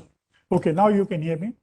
Yes, we can hear you, sir. Yeah, no, I just said that the brief vote of thanks from me would be that I just thank you for making my work so easy by proposing a vote of thanks already, and for spending 2 days. What a Herculean task that you have undertaken, and with that too, everything with a great smile. You have done Always a great pleasure, job. sir. Yeah, you have done a great job. But we have on behalf of the Institute of Directors, it's my great pleasure to thank all our guests, all our speakers, all our supporters. I still remember way back in the 70s, Dr. M.S. Swaminathan was the Director General of ICAR. We had the International Genetics Congress, and he read out 191 names. And I asked him at the end of it, he said, look here, all those who came, who worked on any of the committees, contributed their papers and all. It was my responsibility as an Indian, as a host, that we should thank each and everyone. Therefore, I prefer to name out everyone who was present there. We had a nice 2-day session on a burning topic of creating a future-ready board for investment and inclusive growth. Now, both these two elements of investment and inclusive growth have covered the whole canvas, starting from diversity to innovative behavior and cybersecurity and all such issues. And just think how diverse our range of speakers were from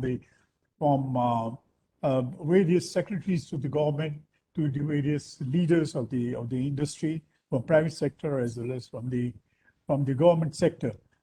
And then we had people from other startups and other government agencies.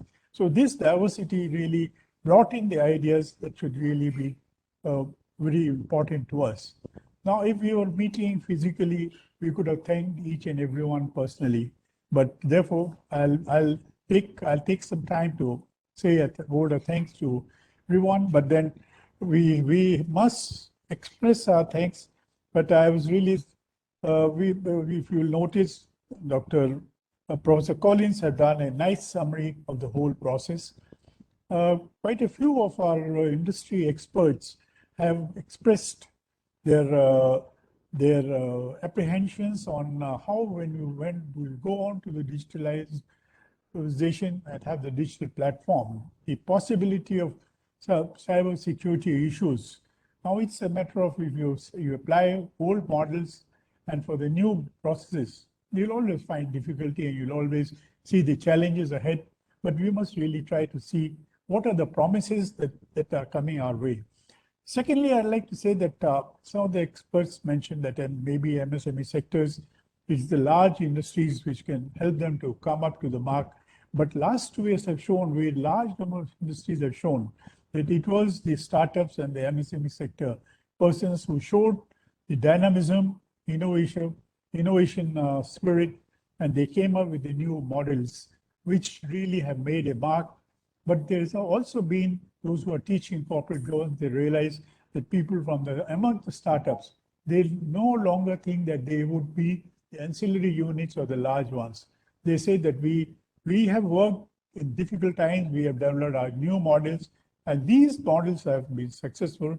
So if the large company has to come, their boards have to talk to us, and we are not going to talk to the junior management level people. And that's a major change, and the number of unicorns, more than 130 that have come up during last 1 year, based on the market valuation, is another step which shows that the younger generation has as much capability as the large ones.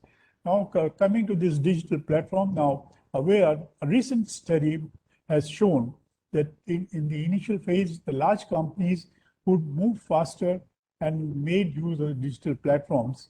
But then it showed that in the later part, during last 3 to 4 months, many of those who were considered the laggards have caught up. They have come up with the new models which are suited to the really working to the digital platform. We must really understand that the concept of big data, and that's where all engineers and all technocrats are fully involved.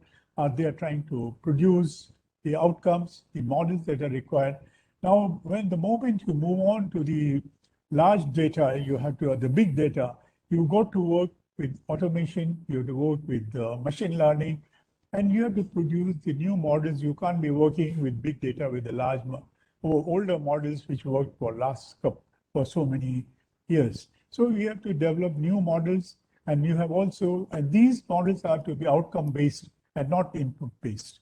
And all such companies which have moved on to the outcome-based models, they have really done very well. And this shows that those who showed the appreciation for the technological movement, this is really a way forward.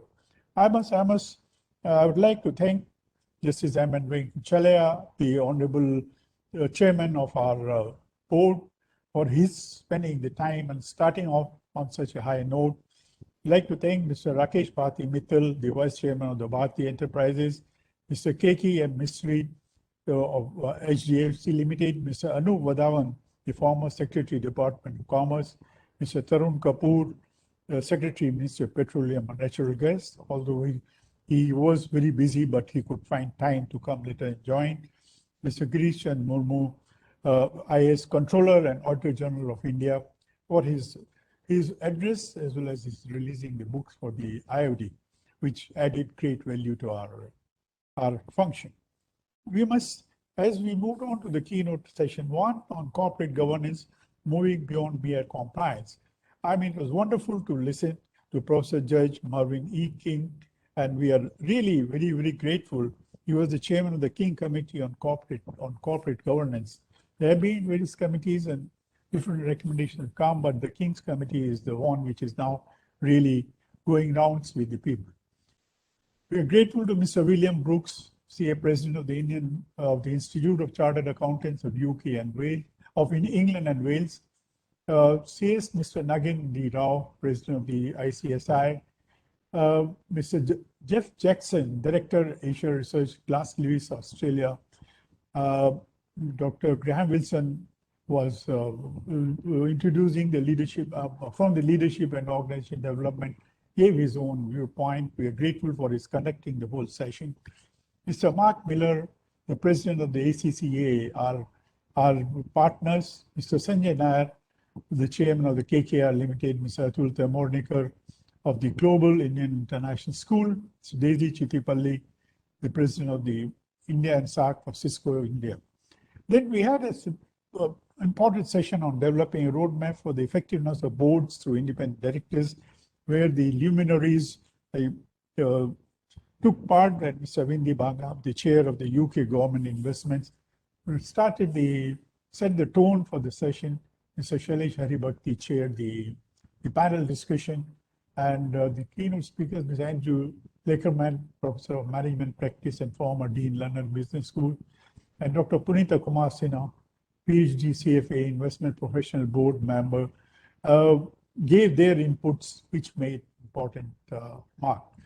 Mr. G. Mahalingam, the whole-time member of the SEBI, gave the perspective of the robust framework for independent directors, and this was followed by an excellent presentation by Mr. Nikhil Bedi, the partner and leader of the Forensic Financial Advisory, on the joint survey report on the role of independent directors in addressing corporate fraud and misconduct, jointly done by IOD and India and Deloitte. The second day started with an excellent summary of the first day's presentation by Mr. Ashok Kapoor, the Director General, and the spirit behind our events team. Then Mr. Alok Tandon, Secretary, Minister of Mines, presented a whole public policy framework, which was a great treat. Mr. Shiva Subramaniam Raman, IA and AS, for Chairman and MD, Small Industries Development. The Bank of India presented his perspective on the cyber crimes. Mr. Dr. P. Ambalagan, IAS, Chief Executive Officer, Maharashtra Industries Development Corporation, started the governance strategy for the state development. Ms. Swati Sharma, IAS, presented the perspective on the tourism. And in tourism, we also had perspectives on Madhya Pradesh from Mr. Shiv Shekhar Shukla, IAS Principal Secretary, and Mr. Tush Kumar Mal, IAS Secretary Tourism. Mr. Arun Prasad could not make it. The next session was a very important thing, especially when we are looking at the Glasgow conference and how the industries are being looked on. It is policy responsibilities considered by the government agencies, but industries are being asked to play a very important role. There are very specific presentations on the ESGs that are coming up and how it can help us to deal with also the climate change issues. Ms. Mudita Mishra, Additional Development Commissioner, Handicrafts, Mr. Textiles, and Mr. Sivarama Krishnan Ganpathi, Managing Director of Gokuldas Exports, Mr. Terry Heman, Chief Financial Officer of the World Gold Council, Mr. Ranjan Kumar Mahapatra, the Director HR of IOC, and Mr. Siddharth Sharma, Group Chief Sustainability Officer, Tata Sons India, presented excellent material on ESG and its integration. This was followed by a last session of corporate governance in public sector enterprises, and everyone came out with the issue that public sector enterprises are as responsible as the private public enterprises as far as the Act 2013 is concerned. Mr. R.K. Chaudhary, IFOS, and the Additional Secretary for the Department of Public Enterprises, presented the government's overview and as to how they look at it. Mrs. Alka Mittal, this is a strong case on what impact do the women make in the board, even if there's 1 or 3 or whatever number, but what they make. Mr. A.K. Tiwari was, who is one of the moving spirits behind our directors meetings that we do, directors conclave, as well as we are other meetings that we're doing. He's convener for our directors program, and he presented perspective on how the guest sector has developed over the number of years and what all has been done. We're really very grateful. Mr. Tiwari has always been a big support for all events of the dealing with the directors issues, and this is another example of the same. Mr. Jana, the Managing Director of the Indraprastha Gas Limited. Tiwari is the Director of Finance, GAIL India Limited. Mr. Jana, Managing Director, GAIL Indraprastha Gas, present a case on how they, even during the pandemic, they could really work. Mr. Ratna Shekhar, the whole thing of the how Barman Lorry is really presenting the whole issue. And Colin Colson Thomas did a wonderful job of summarizing everything in such a short time and giving you the takeaways that you have, and you can really work on those takeaways when you go back and you can talk about them. I must also thank, although Ritika has mentioned, I must thank our principal strategic partner, ECCA, with whom we have a long association, and they have been adding great value to whole movement of the corporate governance that IOD is being involved, and we are really very grateful. Our principal partners, Oil and Natural Gas Corporation Limited, Maharashtra Industrial Development Corporation, the Platinum Partners, Delhi Tourism and Bihar Tourism, our gold partners, World Gold Council, Cisco, GAIL India, thanks to Mr. Tiwari, India Tourism Development Corporation Limited, Jharkhand Tourism, Gokuldas Exports Limited, National Handloom Development Corporation Limited, Universal Sompo General Insurance Company, and Mazagon Dock and the National Small Industries Corporation. Silver partners, Andhra Pradesh Tourism Authority, Gujarat Tourism, Indraprastha Gas, Delhi State Industrial and Infrastructure Development Corporation Limited, Glass Lewis from Australia, TriStar Group from UAE, National Payments Corporation of India, Madhya Pradesh Tourism, Indian Oil Corporation Limited, Mineral Exploration, Chhattisgarh Industrial Development Corporation, and our associate partners, the Hatti Gold Mines, Insan Copper Limited, NMDC Limited, Barman Lorry and Company Limited, SMG Group, Mahanagar Gas Limited, Indian Railway Catering and Tourism Corporation, Government of Karnataka Industry Department, and the knowledge partner Deloitte and the Global Schools Foundation, the Institute of Company Secretaries, and the supporting partners, the Institute of Company Secretaries of India. This reflects the faith that all these organizations have in the activities that IOD takes up, and it is the support of all such organizations that help us to put things together, make our ideas crystal, and then present to you, and then finally come out with a report that will be available very shortly to everyone. And at the very end, I must thank our events team led by Mr. Ashok Kapoor and Mr. Manoj Rao for the wonderful work they have done. They have included Mr. Sushil Sharma, Manish, Rakesh, Shivika, and others. And everyone in IOD was fully involved, but these people had the major responsibility, and under the dynamic leadership of our President, General J.S. Ahluwalia, we could conduct a meeting, we could conduct a conclave, which has given very important outcomes, which will become important inputs for most of you. We have met We have, while preparing for it, we have met many new partners, many new friends. We have made many friends. Maybe we have a physical meeting, we can strengthen our friendship much more. But let me just once again thank you on behalf of the IOD board, IOD, our governing council, and every one of the office bearers and the people in the IOD office. Grateful thanks to all that you have done. You have come here, spent your time, gave your intellectual inputs, and our thanks to Mr. A.K. Tiwari that he has been continuously helping us into our directors program. Thank you very much. We look forward to you for all our future programs, and we'll always be welcoming. Please. Thank you. Thank you. Thank you. Thank you, sir. The future moves faster than it used to. The speed of innovation in the digital age puts businesses at risk of falling behind. But it's these challenges that excite ACCA and its members. For us, the future means opportunity. We're the home of future-ready talent, creating trusted finance professionals to safeguard and future-proof your business. In a fast-moving world, our leading research, qualifications, training, and recruitment tools can give your organization a competitive edge. But what does future-proofing look like? How does working with ACCA benefit your business? The letters ACCA represent the world's leading finance qualification. They're letters you can trust. Our competency framework enables businesses to better understand the financial opportunities and challenges of their sector. Our CPD keeps your finance professionals at the forefront of knowledge, so you'll always be ahead of the curve. Find the future-ready talent you need to drive your business forward. With the world's largest specialist finance and accountancy job board, over 500,000 ACCA professionals and students ready to help expand your business. Powered by our unique global network, our cutting-edge research program provides vital insight to make the right calls.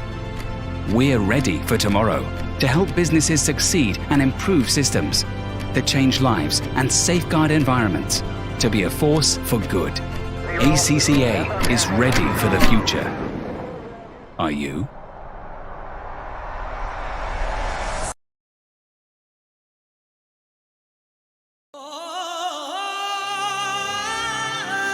हमें है उजाला अंधियारा मिटाने का, हमें है हौसला नई उमंग बनाने का, हमें है एक जोश हर मंजिल पाने का, हमें है एक जज्बा हर जिंदगी सजाने का, हमें है जोश हर मंजिल को पाने का, हमें है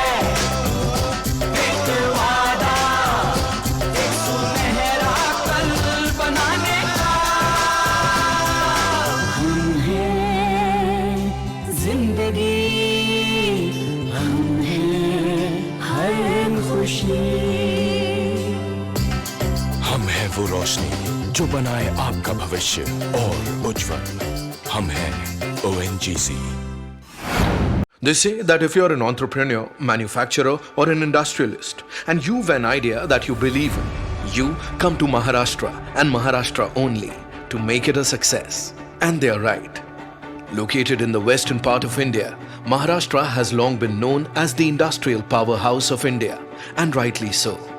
Owing to its large size, population, its smooth connectivity over road, rail and air, and a coastline that extends up to 720 kilometers, Maharashtra is a natural first choice of the investors. While the finest infrastructure, quality trained manpower and a conducive business environment deliver more than what's expected. Maharashtra has led the country's industrial ecosystem by continuing to attract the largest and the most diverse investments, both domestic and foreign, be it engineering, automobiles, auto components, chemicals, drugs, pharmaceuticals, textiles, information technology or biotechnology. You name a sector, conventional or emerging, and the state would have proven itself to be a production and export giant in that sector. Besides its friendly industrial policy and the package scheme of incentives, the state also has industrial policies specially dedicated to electronics, IT and ITES, electrical vehicle, food processing, textiles, aerospace and defense, logistics and fintech. No wonder Maharashtra has the largest economy in India, contributing the most to the country's GDP growth. And the engine that makes all of these processes run smoothly and efficiently in Maharashtra is the Maharashtra Industrial Development Corporation, also known as the MIDC. Acquisition and disposal of land, provision of infrastructure facilities, and provision of support and services to entrepreneurs to start industries are the key activities that the MIDC does to spearhead the industrial growth of the state. Its initiatives under Magnetic Maharashtra 2.0 include the plug-and-play infrastructure, which means those building and setup worries are gone for good. There's Maha Jobs for all the skilled manpower you need, spread across 17 sectors and over 950 job roles. Investor First programs, country desks, relationship managers, and relationship executives for all the hand-holding you might need. And the state initiative of Mahapatra will grant your business the required clearance in a maximum of 48 hours. MIDC, the state-run investment promotion agency and India's finest, is truly, in today's times, the one-stop between your idea and eventual success. The state also owns the largest industrial land bank in the country, with lakhs of acres of land at their disposal. Take a closer look at Aurangabad Industrial City, or AURIC for example. Spread over 10,000 acres across Shendra and Birkin, it is being developed as one of India's first greenfield smart industrial cities. Filled with amenities, advantages and opportunities, AURIC has fast become one of the most lucrative destinations for businesses all over. The proposed bulk drug park in Raigad, electronic manufacturing cluster at Ranjan, high-tech engineering city at Mangaon, textile clusters in Amravati, Malegaon and Navapur, defense and aerospace cluster in Pune, Nashik and Nagpur.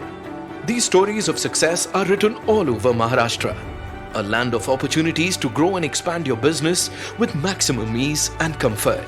And it's only possible because the state of Maharashtra believes in development, in progress, and keeps itself and its people ready for the future.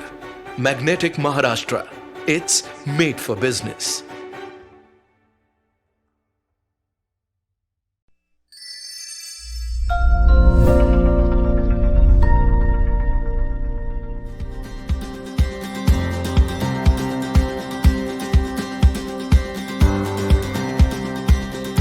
Bihar Tourism invites you on a grand adventure.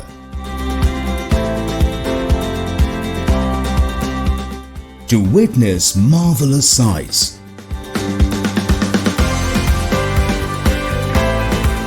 and feel uplifted by spirituality.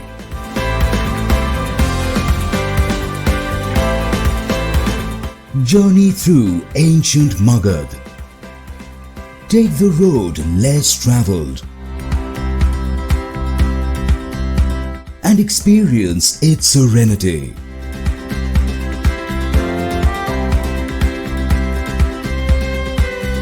This is the abode of Gautam Buddha.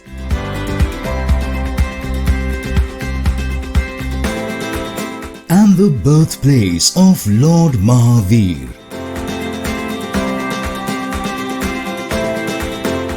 Walk the land of ancient legends.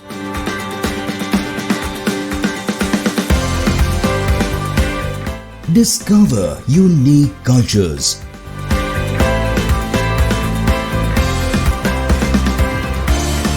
And cross far-reaching milestones.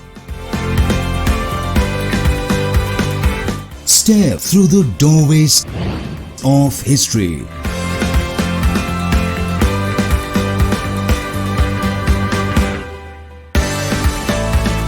Into a wonderland.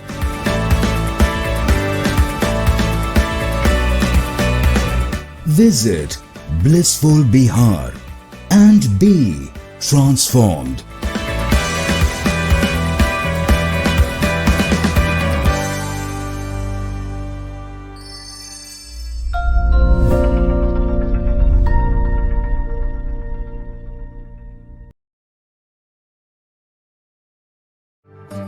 Delhi. Nothing stands in comparison. Every morning here brings in a deluge of hope, and every day makes sure that those dreams turn true. bringing you the best of the best that a 5,000-year-old civilization has on offer. The great melting pot of the plethora of cultures that identify India, that define the meaning of Indian hospitality. Emotional, addictive, all-embracing, a city that makes you belong. An exotic space that also makes you feel at monuments that keep you gazing in wonder, where every stone is cast in timelessness, where every contour speaks out the parables of a glorious past, where time stands still, for you, with you. A city that prefers to be in shape, where every avenue leads to a future of aspirations, and every street corner opens up a surprise that enchants and reassures your faith, and every road defines a dream. Delhi, a city going places, a city that will take you places effortlessly. Be it on secure, speedy and state-of-the-art metro rails, will keep you enchanted with its indomitable spirit of life and living, through making you belong in festivals of hope. We are ready when you are. अब तो बताओ ना, what are we celebrating? Anu. Oh, thank you. Just a minute. Just a minute. Hello. Yes, sir. Oh, that's great news. Definitely, sir. I'll send it across. Okay. All right. Thank you. Kunal, not now, yaar. You know, with your startup and all, it's... I know. I just got the call. Investor approval मिल गया. What? Yes. Kashi call dinner के पहले आ जाता है यार. Before I asked you this, will you be my business partner?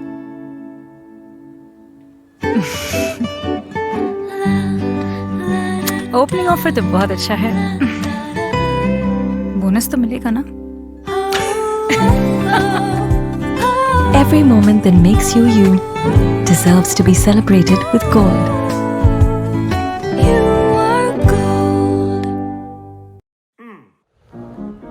There's a world where every one of us is connected.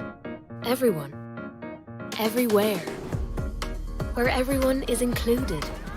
Where everyone has access to information, education, opportunity. There's so much out there. I'm going. There's a world where buildings are smarter, where automation fuels productivity. And our planet's health is as important as our own. There's a world where everyone is invited to participate, to contribute, to be bold.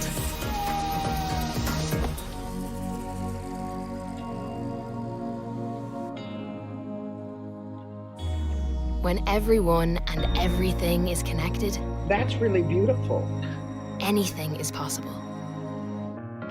Good morning. Cisco, the bridge to possible. Of all the things that unite us, nature holds the strongest bond, whose beauty lies in the essence of the blossoming buds and the sweetest fruits, entwined with years of nurture and care, whose strength lies deeply rooted within the soil, connecting the flow of energy for miles to see and then beyond.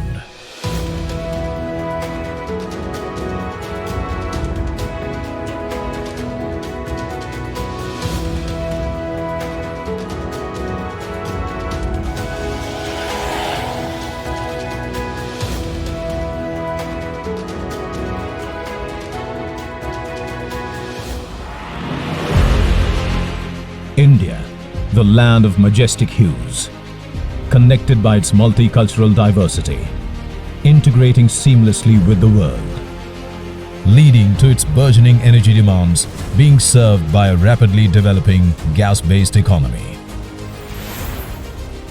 And spearheading the country's transition is GAIL, India's integrated energy major, fueling the aspirations of its billion people.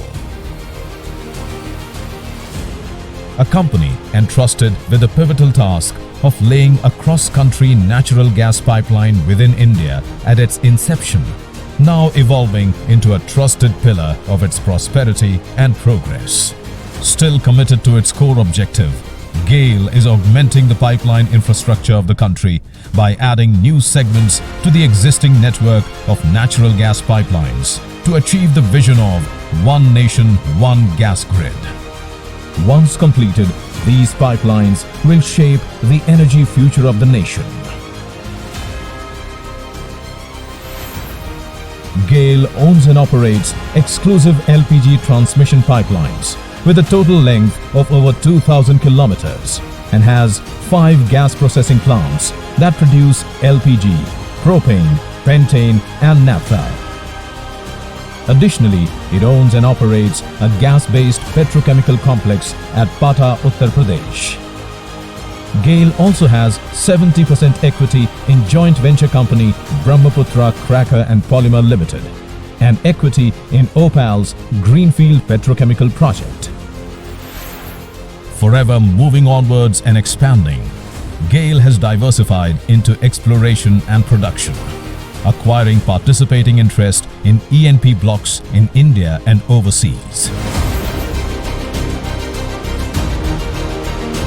GAIL continues to make a significant contribution to the changing energy landscape across the country, working for equitable access to clean cooking and transportation fuels through its expansive CGD networks.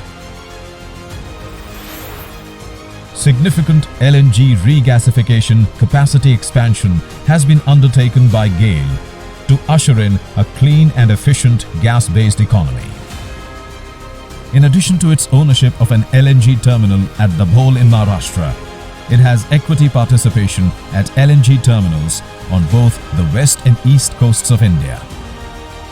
GAIL is also pursuing opportunities in LNG retailing, including long-haul vehicles and marine. Within a short time span, GAIL has established itself as one of the top 10 LNG trading companies in the world. De-risking existing portfolio by destination and time swap transactions through various price indexations, third-party sales on FOB basis, and rescheduling cargoes of long-term contracts during the pandemic, GAIL has ensured uninterrupted supply of LNG to the Indian market at competitive prices. With presence in varied geographies and price indexations, GAIL provides the ideal gateway to promising opportunities for trading in natural gas in a growing economy such as India. GAIL has acquired 5% equity in Indian Gas Exchange, the first gas trading exchange of the country. GAIL remains committed to deliver on the promise of offering clean and affordable energy options to all, adopting newer strategies, exploring different avenues, and focusing on innovating solutions. It is paving the way for a sustainable future, harnessing sources of renewable energy for a diversified growth. GAIL is pursuing wind and solar energy via both organic and inorganic routes. Focused on building a clean energy portfolio, GAIL has forayed into hydrogen generation and invested in brownfield projects. A recent addition to its efforts towards enabling the push for sustainability has been its diversification into developing the infrastructure for charging of electric vehicles. To bolster its efforts towards achieving a green economy, GAIL has led vital waste-to-energy initiatives, in turn springboarding the country's entrepreneurial culture for compressed biogas plants across the country. With its multifarious clean energy initiatives, GAIL is actively trying to push for the increase of the share of natural gas in the energy mix from the existing 6.7% to 15%. In its pursuit of growth and progress, GAIL has been an earnest embodiment of impeccable corporate practices, integrity and transparency, a value system graciously embraced by each of its employees. As it marks its transition from a gas company to the present-day energy major, creating value across the entire gas value chain, GAIL continues to propel the momentum to India's growth trajectory with a thrust on optimization, improvisation, and innovation. India, a culminating place of languages, beliefs, and cultures, and fueling its dreams and ambition is GAIL, reflecting the innate variedness that energizes this vibrant land.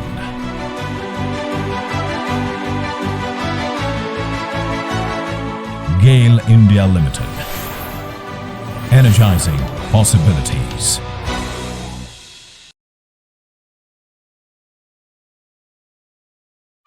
Jharkhand, the land of ethereal beauty. The dawn here witnesses the first sun ray peeking at the dewdrops, swamped with unearthly murmuring waterfalls and meandering rivers. The land is spiritually charged, an ocean of faith. Possessing a rich heritage, the state is renowned for its distinctive skills. Here you feel an exhilarating fragrance of a kaleidoscopic tribal life. Incredible Jharkhand, Johar Jharkhand.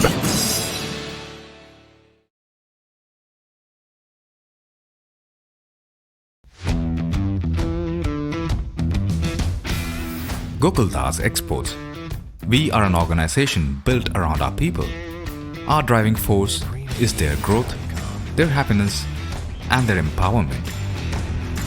We are one of the largest manufacturers and exporters of apparels in India.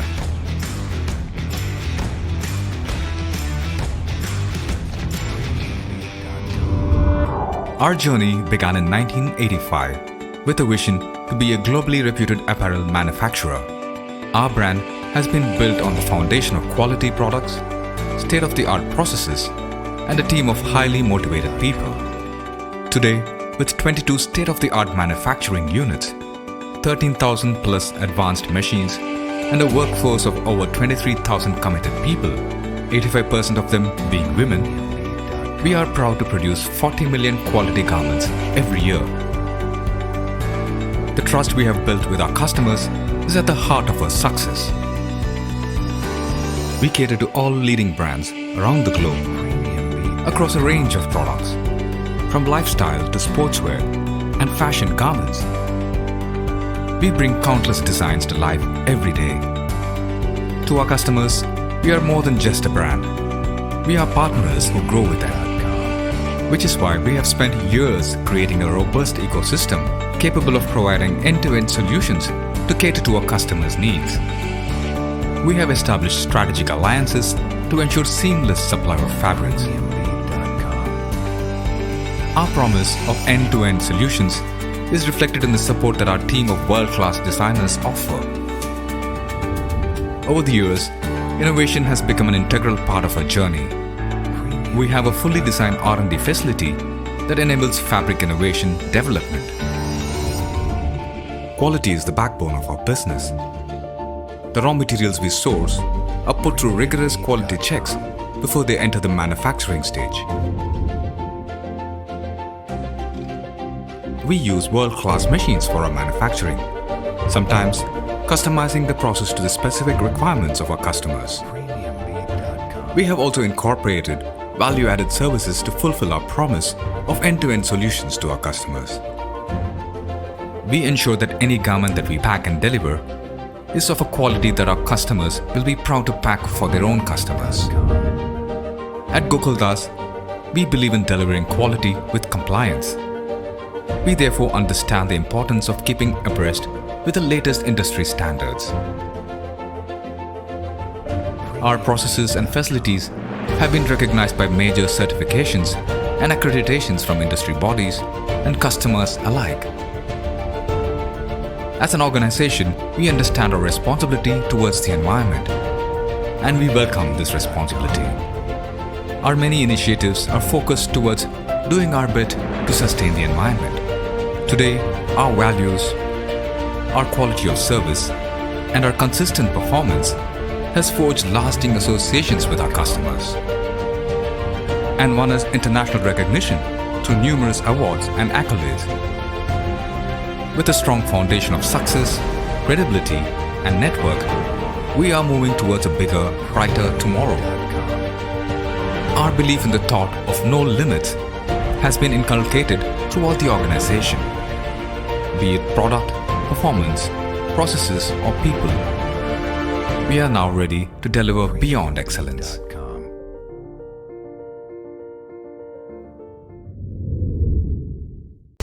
The Ashok Hotel is an iconic Delhi landmark. Recently, the Ashok, a flagship property of ITDC, made another powerful statement, becoming India's first government-owned existing building to earn LEED Gold certification and the oldest LEED certified hotel in all of Asia. The Ashok, unwavering in its quest to offer the best in luxury, whether it is for sophisticated travelers or outstanding conferences and events. And now, through the use of LEED, offering the best in sustainability as well. We are Mazagon Dock Shipbuilders Limited, the premier warship and only submarine building yard in India. MDL came under Government of India in 1960 to commence indigenous production of warships for the Indian Navy. The new voyage started with 6 Leander-class frigates built under license from the British Admiralty. The Leanders were followed by the Godavari-class frigates, the Kukri-class corvettes, 1241 RE missile boats, the celebrated Delhi-class destroyers, the Shivalik-class stealth frigates, and the P-15 class of stealth destroyers. MDL continues its saga of indigenous warship building with the 4 destroyers of the P-15 Bravo class. These mighty warships will have the most potent combat systems sourced from all over the globe and integrated by MDL to operate from a common platform. In addition, MDL is also constructing jointly with GRSE Kolkata the 7 highly complex P-17 Alpha class stealth frigates using integrated construction methodology. Mazagon Dock is the only shipyard in the country to have built conventional submarines. Presently, MDL is building 6 Scorpion-class submarines in collaboration with Naval Group France.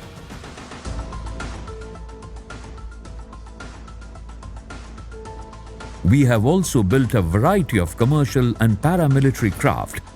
The last commercial vessels were 2 multi-purpose support vessels which were exported to clients in Mexico and the Bahamas.